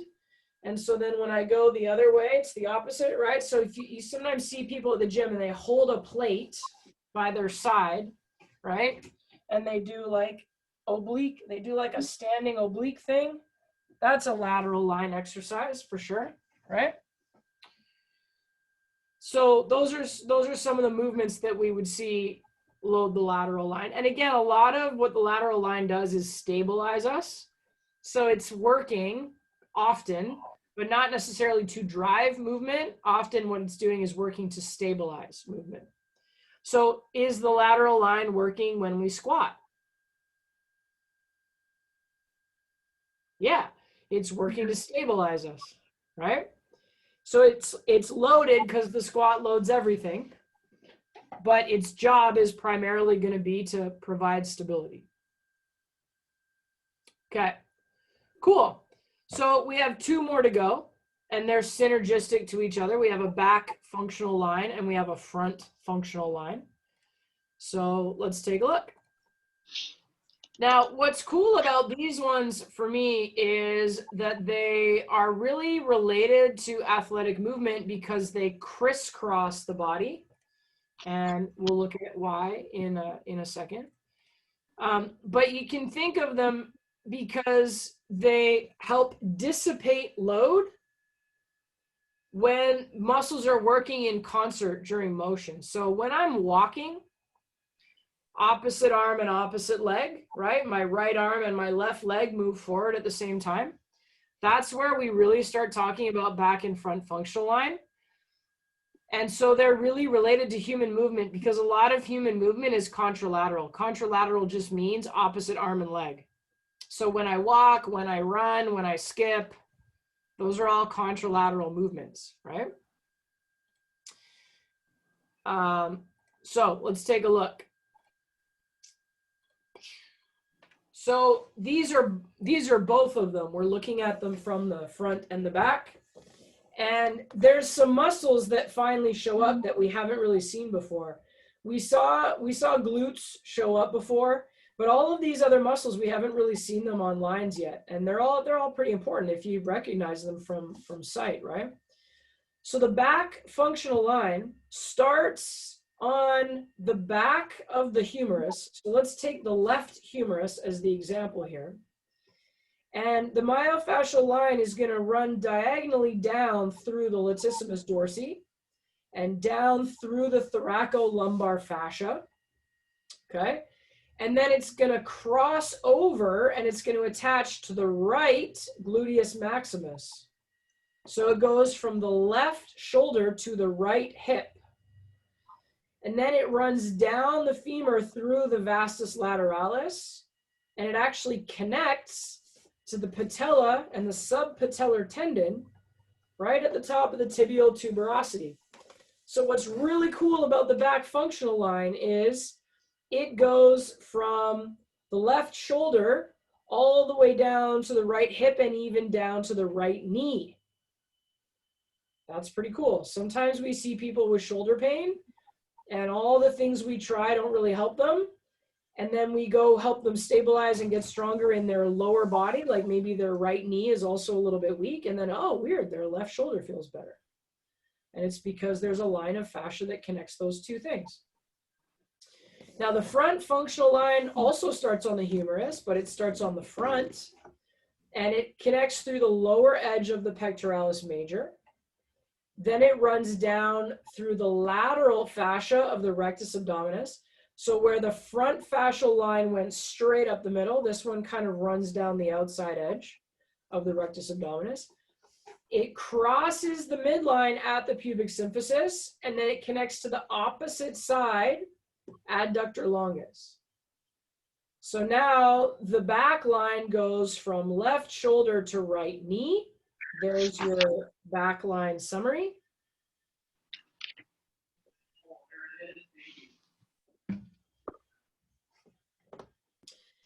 And the front line connects your left shoulder to your right inner thigh. And that's the front line summary.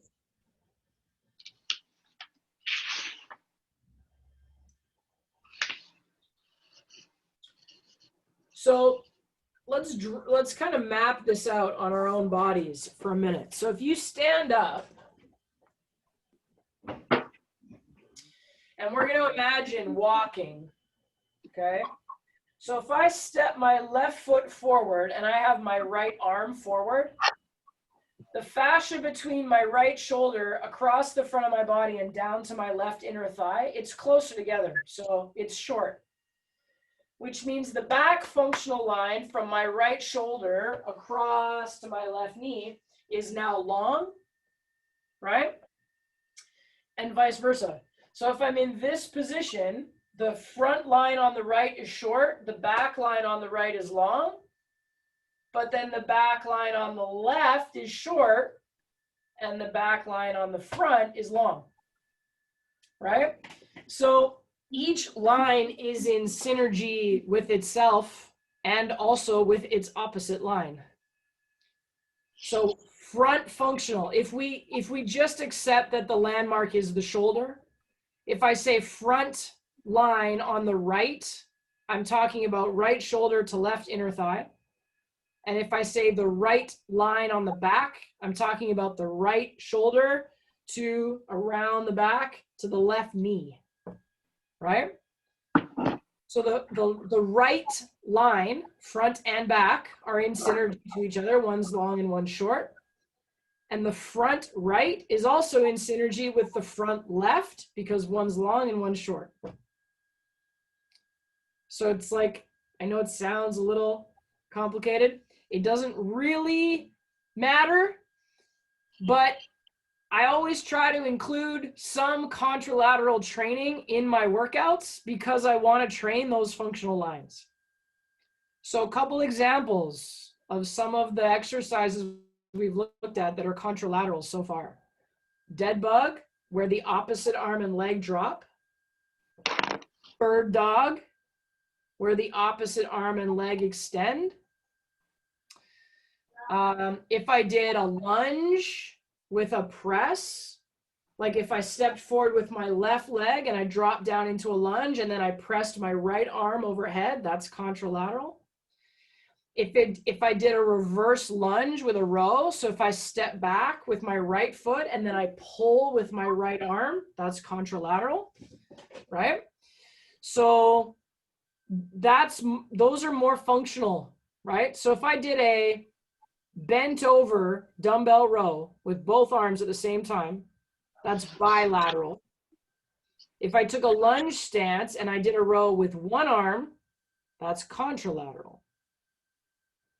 So including contralateral exercises in your workout is also a really great way of making your exercise more functional. Because when I walk, when I run, right, I am moving in a contralateral way.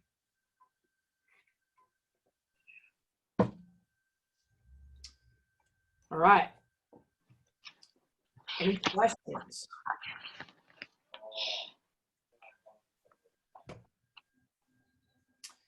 Okay, so learning activity 14.1, 2, 3, 4, 5. Those are really good little review exercises because they're just going to give you a place to sort of quiz yourself and write down all of the landmarks or to look at a picture and go, oh, well, that's this line. And then there's also one for exercises. So it'll show you an exercise and it'll say, okay, which line is this? And you want to see if you can try to figure out, is it lateral? Is it superficial back line? Is it whatever? So those are good little activities to review, okay? All right, the next piece then is looking at the 3DC. And again, I'll sort of do a quick little introduction. The 3DC is going to help us create more variety in our exercises.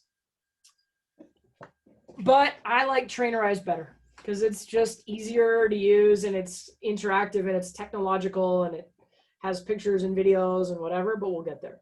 In the meantime, let's look at the tool. Ultimately, something like Trainerize was built out of a 3DC anyways, because that's just how we started to conceptualize creating variety in movement. So we'll take a look. So here it is. You can actually download this as a form off of your PTA Global account. So this whole form exists. And it was originally created by Gray Cook. So Gray's Institute is sort of where this first comes from. He's kind of one of the pioneers of functional training, arguably. And there's a lot on this page. So let's look at what it all means.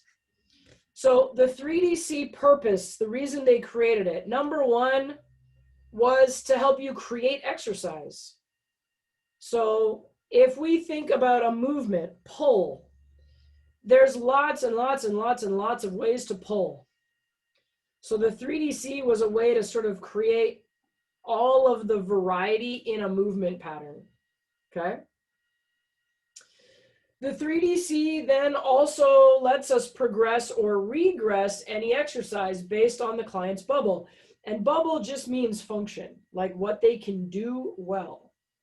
So if I'm doing a very low step up, like if I have a riser off the ground and I step up onto it and I step back down, that's probably going to be okay. That's probably going to be easy for me to do. But if I try to step up onto a box that's like 2 feet off the ground, that's going to be harder, right? So if we were going to make that practical, if I'm walking up the stairs in my own house, that's pretty easy. But if I want to go do the grouse grind, oh my God, some of those steps are like really big, right? So someone with a small bubble, they can only manage a small step, but as their bubble gets bigger, they can take a bigger and bigger step or a higher step and still perform the movement successfully, okay?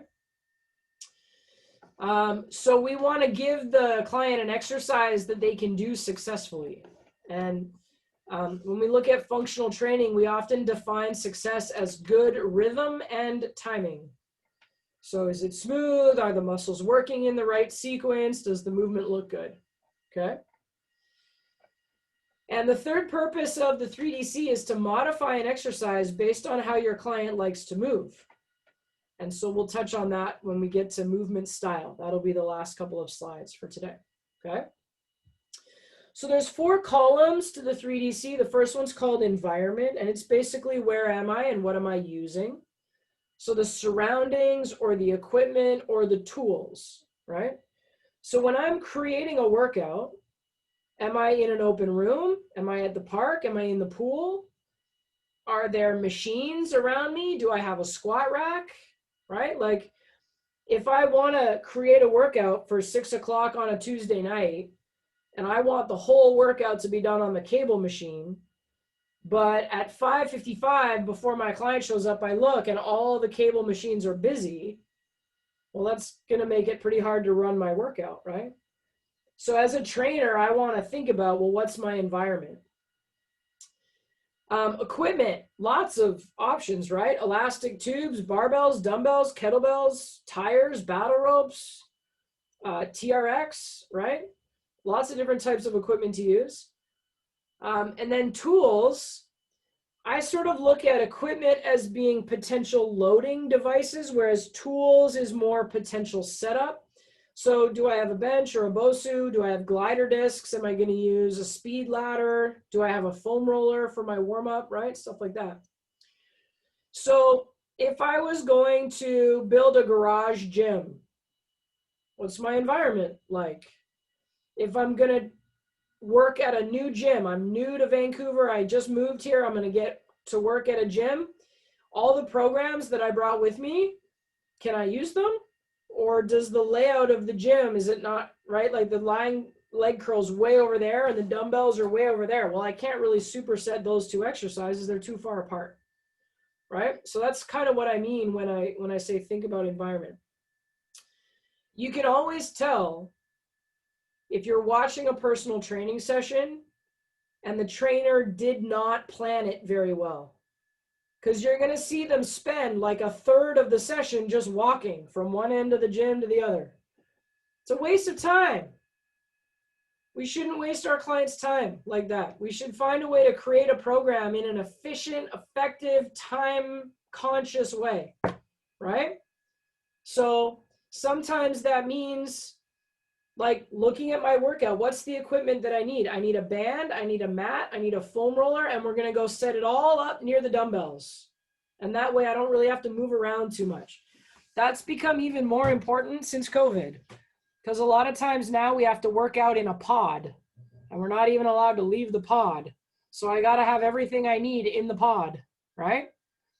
It's a tough time to be a trainer coaching bodybuilding style workouts, because I would go to the bench press and then the incline bench press and then the decline bench press and then the pec fly machine. I'm not allowed to do that right now. I can't move all over the place.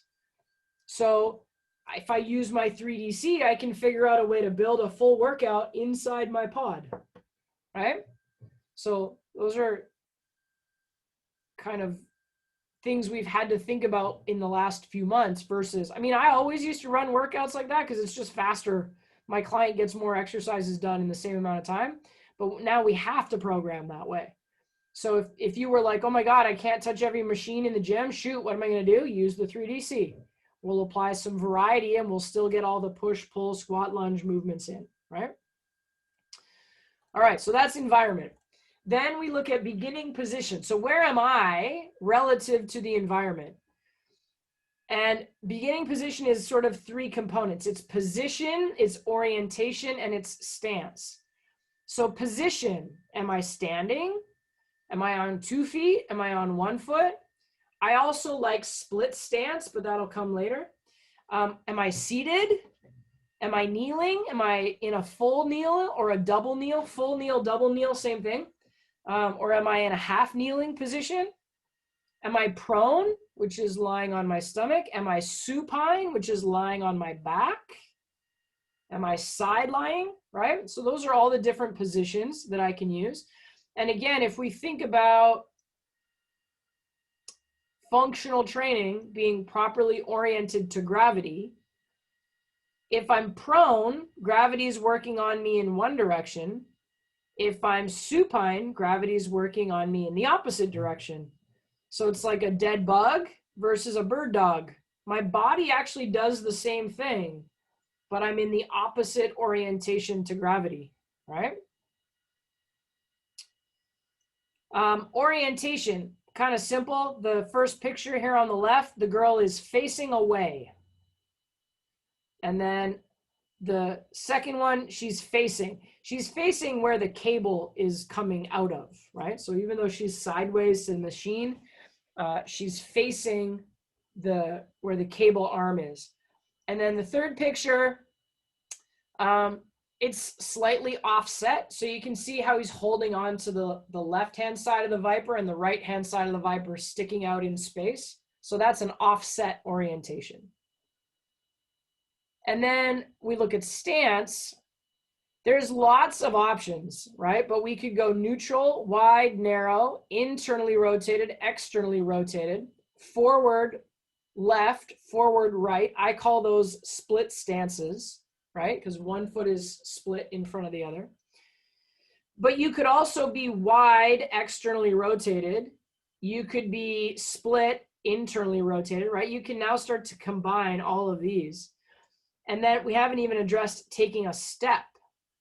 So there's a type of squat that I like to do where we go from narrow to wide to narrow to wide to narrow to wide. So that's another stance altogether because it's a stepping narrow to wide squat, right? So tons of variety.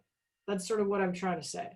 There's lots of value to all of them. And here's the analogy that I like to talk to my clients about, especially if they believe that there's only one way to do an exercise. So if I say, for example, hey, we're going to do a wide squat today, and they're like, oh, no, there's only one way to put your feet when you squat, and it's right here. This is it. Okay. That would be a traditional viewpoint of exercise. But here's the analogy that I like. When you start to exercise and you're using barbells and dumbbells, you get like a little callus on your hand, right? You get a little callus at the base of each finger. And let's say you have a particularly hot, sweaty, long workout. Toko, what happens sometimes? Like if we do a bunch of reps, what happens with that callus? Breaks. Yeah, it rips, right? But does the callus rip or does the skin right beside the callus rip? It's actually the skin right beside the callus because the callus is thick, right? It's strong. It's actually the skin right beside it that's weak. That's where the rip happens. So when you rip the callus, you actually, like the whole callus like flips up, right? So the way I think about variety is if this is where you squat all the time.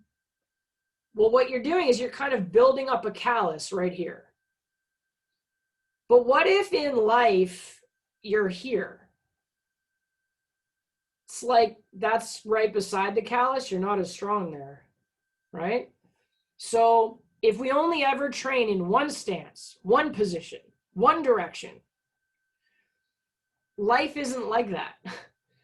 For some reason, we're carrying a box and then we trip over the cat, or we go to pick up our kid and we're like laterally rotated and flexed at the same time, or whatever. Any number of things happen in life, right? When you pick up a, I don't know, 10-pound bag of rice off the bottom shelf at the grocery store, do you set up like a perfect sumo deadlift, or do you just like bend over and pick it up, right? So if we only ever train and have this really narrow sort of calloused range of motion, we're not actually strong in all the other places, right? So if I squat like this every time, I'm not strong out here, and I'm not strong in here, and I'm not strong here, and I'm not strong there. I'm only strong right here. How useful is that? Whereas a human, I have all of this access to movement. I kind of want to be somewhat good at all of it. Now, the heaviest and strongest I'm ever going to be might be right here, and that's fine. I'll train heavy sometimes, and I'll train right here. But I don't necessarily want to just train heavy. Sometimes I want to train fast. Sometimes I want to train for endurance. Sometimes I want to train for rotation, right? So while I might always train heavy or my heaviest here, what if I got stronger by lifting somewhat heavy out here? What if I added in some movement here? What if I did a little bit of training right here? You know what that would feel like? A wicked hamstring stretch. That's what that would feel like, right? So like variety is good. And I use that little callus analogy for people. So if you're super, super strong and you can do a 500-pound sumo deadlift, but you hurt your back picking up your grandchild, what's the point of having a 500-pound sumo deadlift? It didn't protect you when you picked up your grandchild, right? So that's kind of what we think about with functionally integrated sort of variety-based training.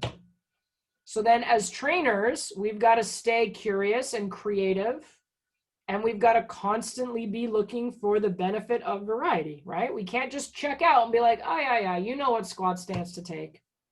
Pull heavy, right? So it's going to allow us to be a much more engaged and active and interesting and fun coach, because we're going to have all this cool variety, right? Okay, hand stance, similar, kind of showing the same things, right? So that was orientation. No, what's the name of the column? Hold on. Oh, beginning position, okay? So beginning position, we have all of these different places to be. Okay, now we look at driver. So driver means what's moving and how. So I don't personally so much worry about what's moving, because that's kind of how the exercise gets performed. But sometimes, let me give you an example. If I'm teaching someone how to do pull-ups, they imagine that what they're trying to do is get their chin up over the bar. Makes sense. It's called a chin up. But sometimes what's beneficial is to cue, I want you to drive your elbows down to your ribs. Oh, shit. That got me to my chin up over the bar, right? So here's the thing. The chin's definitely not the driver. It's just kind of the target destination, right? If I were to think about in a chin up, my elbow is the driver. It makes me cue a chin up a little differently, and it makes me think about a chin up a little differently, right? Instead of like, it's not really going to get me any higher, right? But if I imagine driving my elbow down towards my ribs or past my ribs, well, that's going to give me a nice pull, right? So that to me is what driver means. Here's another example. If you do a side lunge, so you're standing here and you step out to the side and this knee bends and then you come back in. So let's say you're stepping to the left. A lot of people are going to think that the driver is the left foot pushing the floor away or pushing you back up.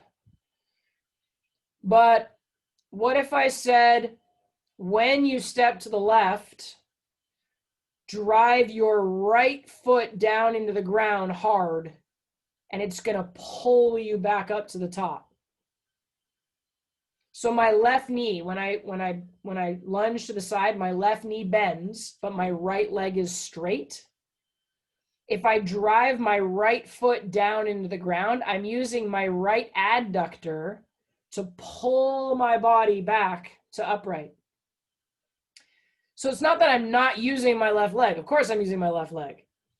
But if I cue what's happening on the right-hand side, the side lunge is typically going to feel a lot stronger than if I don't cue the right leg at all, right? So that's what I mean a little bit around driver is what is my perception of what's moving or what's doing the work, right? Now, in addition to that, we could also look at bilateral, alternating, reciprocating, and unilateral. So if I was doing a row, okay, bilateral is both arms at the same time. Alternating is one arm and then the other. Okay, reciprocating starts with the arms in the opposite position, and I move both at the same time. And unilateral is only one arm is rowing. So this arm's just over here on my hip, and then I'm unilateral, right? So all four of those are dumbbell rows, but I've created variety by going bilateral one week, alternating the next week, unilateral after that, and then I might want to do some reciprocal rowing for like, I don't know, even a little bit of cardio, like, right? Might be a little bit of cardio. So there's some variety in my driver, okay? The last column is called triangulation, and that's a fancy way of saying distance, height, or direction. So if I'm doing a shoulder press with somebody who is returning from a shoulder injury, I might only want them to go up 1/4 of the way. So that's height. If I have somebody doing like a lunge after having had a knee injury, I might have them only take a small step forward at first and just get used to sort of decelerating when they step forward and then pushing back. But then over time, I'm going to have them take a bigger and bigger and bigger step forward until they're stepping all the way into like a full 90-degree lunge. If I'm training someone who's really needing to work on core strength, at first when we do our Palloff press, they're going to press straight forward. But then over time, I'm going to have them press out to an angle or press forward and then rotate, right? So I'm going to use different directions, okay? So that's a great way of making sure that we get multiplanar movement, and we also address the person's bubble. How far can they move inside of the range of motion and still do it successfully, okay? So environment, where am I and what am I doing? Beginning position, which is position, stance, and orientation. Driver, the part of the body that is moving and how. And then 3D triangulation, which is direction, height, and distance.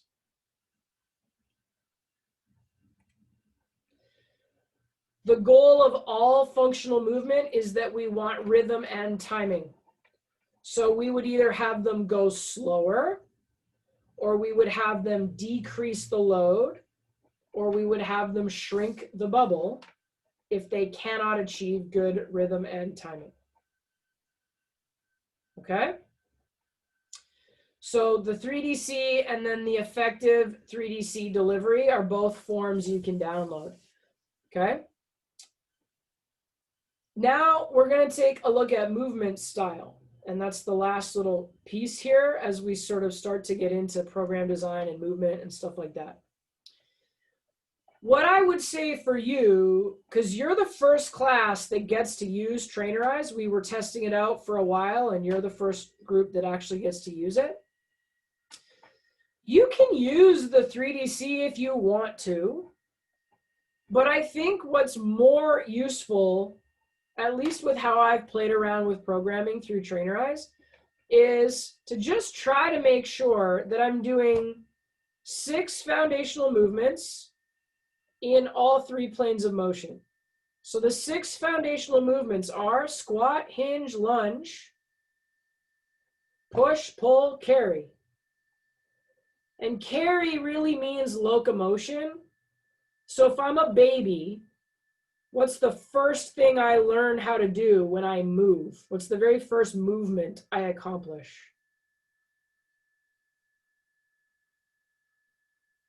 It's not a squat jump. Regan says crawl. There's actually something that comes before crawl. Yvette, roll over. The first thing I learned how to do is just flip over. So if I get laid down on my back, the first thing I learned how to do as a baby is roll over onto my stomach. Okay? So anti-rotation and rotation are actually ways of training carry, because I have to anti-rotate to be stable enough in my core to then turn, to then create rotation. So carry is kind of a big category, but it means anti-rotate, rotate, dead bug, hip bridge, half kneeling, side plank, like all of those developmental positions actually fit in under carry. So all the things a baby has to learn how to do in order to be able to walk, roll over, sit up, sort of sit up half leaning sideways and use that to like get up into a standing position, crawl, kneel, right? All of those things that a baby has to learn how to do, all of those fit in under carry. So programming rule number 1, squat, hinge, lunge, push, pull, carry. At least twice a week. Each of those movements, at least twice a week. So if your client hires you for 2 sessions a week, you're going to have to do 2 total body workouts per week, right? Rule number 2, all 3 planes of motion. So I can actually do any of those 6 foundational movement categories in any of the 3 planes of motion. So I can mix it up over time. Sometimes I do a squat with a twist. Sometimes I do a lateral lunge. Sometimes I do a press with a rotation. Sometimes I do a hinge in the sagittal plane, right? Somewhere in the workout, we've got to touch on all 3 planes of motion. And in the workout, we want all 6 foundational movements. That's it. So then I could use 3DC on top of that, or I could use Trainerize, and I could just pick from a big video library, right? Let's say I wanted an exercise for chest. I could type in chest, and it would give me all the exercises that train chest. So variety becomes a lot easier when you're picking from a list of exercises instead of staring at a blank piece of paper going, oh my God, how am I going to write this workout? That's why we give you Trainerize. Okay?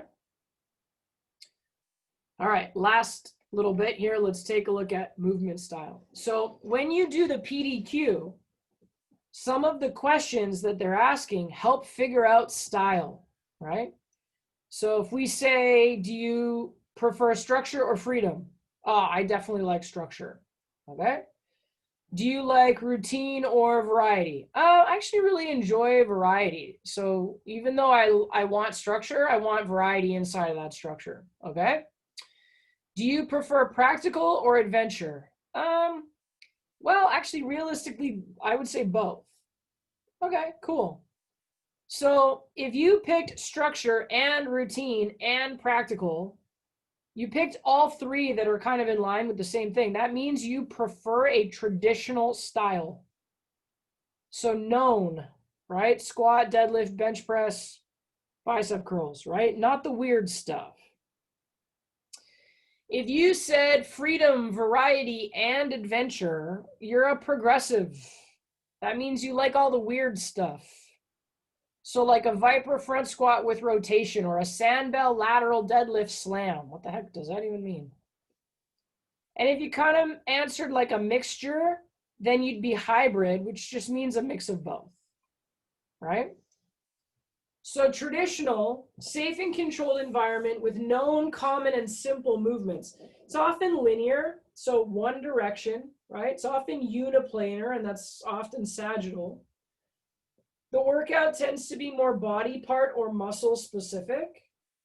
And we see exercises that have a fixed path of motion with more external support. So that means like more machines, right? that style of training is typically going to result in a lower heart rate. And we tend to count repetition versus time. So I don't know about you, but that kind of sounds like bodybuilding. I'm going to go to the gym. I'm going to do bench press, squat, deadlift, leg extension. I'm going to count my reps, right? So 3 by 10. And I'm going to do a set and then rest, and then do a set and then rest, and then do a set and then rest. So overall, my heart rate is going to be average lower because it goes up and then it comes down. Then it goes up and then it comes down. So overall, that's going to be a lower average heart rate. That would be an example of a traditional style workout. Okay. Progressive, on the other hand, freedom of motion and challenge, variety and complexity of movement, three-dimensional or multi-planar training that's more movement-based. So not chest day, but push day, right? Or even better, push-pull day, because in opposites, right? This is where we're going to see the workout defined through myofascial lines or total body movements. And it's a more user-defined path of motion. So if I use a chest press machine, the machine only moves in one direction. If I do a cable chest press, man, I can push that handle in any direction I want, right? So minimal external support, which means my body has to be more in control. I have to decide where I'm going. What this tends to result in is higher heart rates because I'm using my whole body and I'm kind of constantly moving. And it sometimes is easier to track this in time instead of reps. So if I'm doing a circuit with Bulgarian bag, shoulder spins, monkey kicks, battle ropes, and a sandbell hip-to-hip halo, you don't have to know what any of those things are, but I did that yesterday. It's actually a lot easier for me to do 45 seconds at a time of each exercise than 12 reps of each, because the monkey kicks would take me like 2 minutes to do 12 of each. The Bulgarian bag shoulder spins, it would take me like 24 seconds to do 12 of each. And the sandbell hip-to-hip halo, I don't even know if I could do 12 of each. I'd be exhausted, right? So it makes a little bit more sense sometimes to do a progressive workout based on time sets, okay? That allows me to focus on movement quality more so than quantity. That can be helpful, okay? Hybrid, combination of both, maybe both or sort of like half and half. I have no idea why this picture is representative of hybrid. It's like I was thinking about stretching my chest, but then I looked out at the parking lot and I was like, damn, that's a sweet ride. Like, I don't really know how that's hybrid. All right, well, anyways, it's a little bit of both. It's a little bit of both. I'll give you an example. Like bicep curls traditionally would be like dumbbell bicep curls. Whereas progressive might be like, I don't even know, like a sandbell dance flow thing with biceps happening. And then hybrid would be like TRX bicep curls. Like it's still a bicep curl, but I'm doing it on the TRX, so I'm like slightly inverted. That'd be like a mixture in the middle. Actually, I'll give you a better progress. Barbell ballistic bicep curls would be a good, no, mace ballistic bicep curls would be a good example of progressive. Quick side note, let's see if I can really fast find a video of what that would look like. Mace ballistic curls. Ah, yes. It's probably an On It video. Let's check it out. Let's see. Yeah, there it is. Those are mace ballistic bicep curls. Let's try that one more time. There you go. So like vaguely you can see that there's like elbow flexion and extension happening. but there's really nothing traditional about that. That's kind of crazy looking. That's a mace ballistic curl. That'd be a good example of progressive. Okay. All right. So when it comes to programming, if we have somebody that's like, whoa, I'm super traditional. Okay. They're probably gonna be okay with some foam rolling and some static, maybe a little bit of dynamic stretching, right? They'll do some basic core exercises, and they'll probably be pretty happy walking on the treadmill or jogging on the treadmill to warm up, right? And then they're gonna want machines and like commonly known exercises: seated chest press, standing bicep curls, right? If we have someone progressive, on the other hand, they're going to want more dynamic movement, right? They might want to play some games in their warm-up. They're going to want like reactive agility quickness drills. And then in their workout, they might like more free weights or cable exercises or mace stuff or Bulgarian bag stuff or all the weird equipment, right? And then hybrid is really any of the above. So I'm hybrid. I don't want to do a completely crazy circus workout. I want to do some normal things. Like I like to squat and hinge and press, but I also like to do mace ballistic curls, and I like to do Bulgarian bag shoulder spins, and right. But I don't want to go crazy. I'm not a circus performer. I still need a little bit of like squat, hinge, lunge, push, pull, right? So for me, it's like a mix. I often do like a squat and then a Bulgarian bag counter swing. And then I'll do a hinge and then a hip sandbell halo. Like I like to pair them up. That's a good example of hybrid for me. Okay.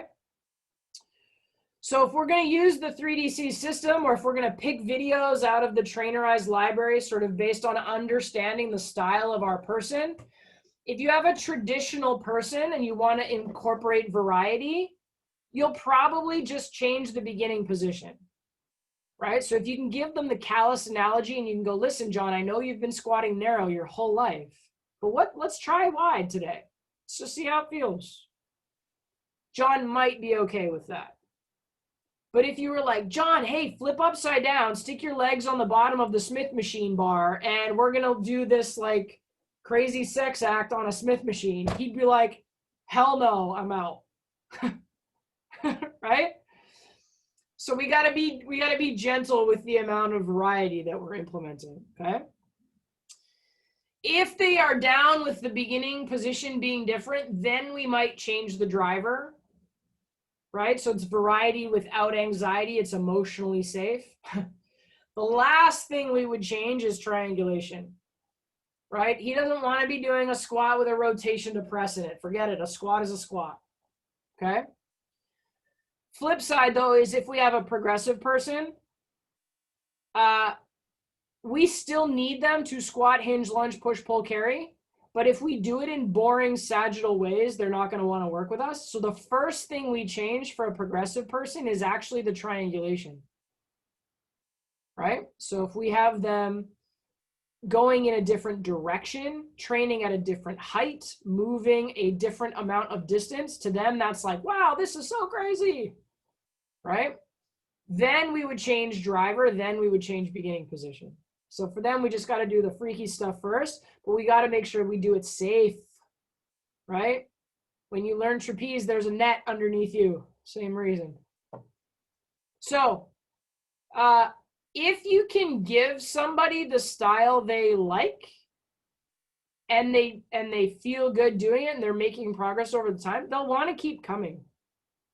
But I'm a great example of, if you don't pay attention to movement style, it's the fastest way to lose me.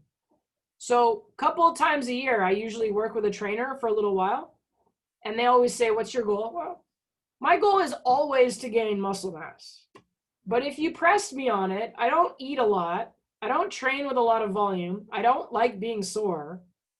So like, do I really want to gain muscle mass? I mean, yeah, but like, how's that working for you, Logan?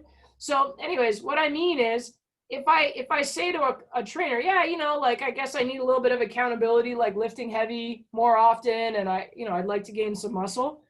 The first freaking thing they do on day one is they give me chest day. Chest, chest, chest, chest, chest. Right? It's a bench press supersetted with dumbbell flies, and then it's an incline dumbbell press supersetted with decline push-ups, and then it's cable ascending and descending flies supersetted with a plyo push-up at the end, because let's burn it out. Okay? If I'm like a fairly hybrid person and I'm doing like 3 to 4 total body workouts every week, and I do some yoga and I do some animal flow and I swing a mace around and whatever, how am I going to feel after you specifically target my pecs for 50 minutes straight? I am going to have some mad DOMs. Like, I'm going to be so sore in just my chest for like 6 days. So like, I'm going to be so sore that when I put soap on my hands, I can't even rub my hands together hard enough to lather the soap. That's how sore I'm going to be. How well do you think that's going to go over for me? Like, I'm not down for that, right? So if you're like, muscle gain equals traditional, we're not going to work together for very long. Okay? Now, it kind of makes sense that a traditional style program is going to be maybe the most effective for muscle gain, right? Because it's volume and it's intensity and it's measurable and it's progressive overload and whatever. But if muscle gain was a function of volume and intensity and progressive overload, could I still accomplish that in a hybrid or even a progressive program? Yes, I could. It's a little bit less known. So if you go to a traditional trainer and you say, hey, I want to gain muscle, they're going to put you on a traditional program. But what that means sometimes is you lose clients because they're not traditional movers. So if you were able to figure out that they were a progressive mover, but they wanted to gain muscle mass, you might have to like temper their expectations a little bit, that if we want all of this sort of circus style variety, we can totally gain muscle, but it's going to take a little bit longer. But meanwhile, they're having fun and they're doing all this cool shit and they show up on a regular basis and they start eating more protein. Are they going to gain muscle? Yeah. And the best part is, if they keep showing up, not only do you have a job, but they get better over time. But if you give them something that is so completely not their style, it doesn't matter if I'm willing to work really hard when I show up for day one chest day. If I never go back again because day one chest day was so boring and I was so sore after, then you're never going to help me get better. You're never going to help me reach my goals, right? So, couple of ways that we can figure out style. Yeah, we could ask them the PDQ questions. That's fine. I don't. I find those questions a little flat, to be honest. And let's say Yvette came and did a consultation with me and I was like, hey, do you prefer structure or freedom? Do you like routine or variety? I'm kind of guessing that she would say I like structure and I like routine, but she doesn't know anything other. She's only ever done bodybuilding. What if I showed her a TRX bicep curl? And then I might say, hey, compared to dumbbell bicep curls, how'd you like that exercise? She might be like, that was actually pretty cool because I actually was like working my glutes at the same time. Cool. But like, she wouldn't know to tell me that because she's never done a TRX bicep curl. So what I like to do in the initial couple of sessions when I'm working with someone is I do a little bit that's traditional and then I do a little bit that's hybrid and I say, hey, out of those two, which one did you like better? And if they're like, they were both great, I'm like, okay, cool. I'm going to keep showing you different things. And if they were like, whoa, that second one was weird, I didn't like that. Okay, they're traditional. Or if they're like, oh, that first one was so boring, thank God you gave me that second one. All right, cool. They're pretty progressive, right? So instead of asking questions, I'm going to give them exercises. And I'm going to ask for a little bit of feedback about the exercises. I think that's better because I think a lot of times people don't know what hybrid or progressive is. And then they might not really like exercise, but that might just be because the only thing they've ever experienced is traditional, and they're not actually very traditional movers. So I think experience is a better way to learn than, what do you like, routine or adventure? I mean, I like both. That doesn't really tell you anything, right? So by experimenting with a couple different styles of exercise, I think we kind of can get a better answer. Does that make sense? Cool. All right, that's the end of the deck. Congratulations, we made it through 83 slides tonight. It's a lot of slides. They're easy slides, but that's a lot of slides still. So that's the content. We have posture on Saturday. The slides are actually very short because PTA Global doesn't actually teach a lot about posture. Renee and Yvette, you've had a chance to see the overhead squat already. The rest of you, when you come on Saturday, we're going to introduce it to you. So for Renee and Yvette, we'll get time to practice it more. And we're going to do a workout on Saturday. So we'll be able to experiment with some of these different styles of movement. And because Saturday is normally day 9, but for you, Tuesday will be day 9, we're also going to do some of the performance assessments on Saturday. So we're going to kind of mush some stuff together. So the content, the sitting in front of a TV content on Saturday, very short. We're going to spend a lot of time out on the gym floor. And then Tuesday next week, the content will be very short again because we will have done a lot of it on the Saturday. So I'll probably take some time on Tuesday and just show you some of the trainerized stuff. Because when we come back from reading week, we'll actually start using it. So you should all have access to it and you should be able to fiddle around to a certain extent. But because the performance assessment content is quite small on Tuesday, I'll probably screen share and show you some stuff on Trainerize on Tuesday next week. Okay? Questions, comments, concerns, joke of the day?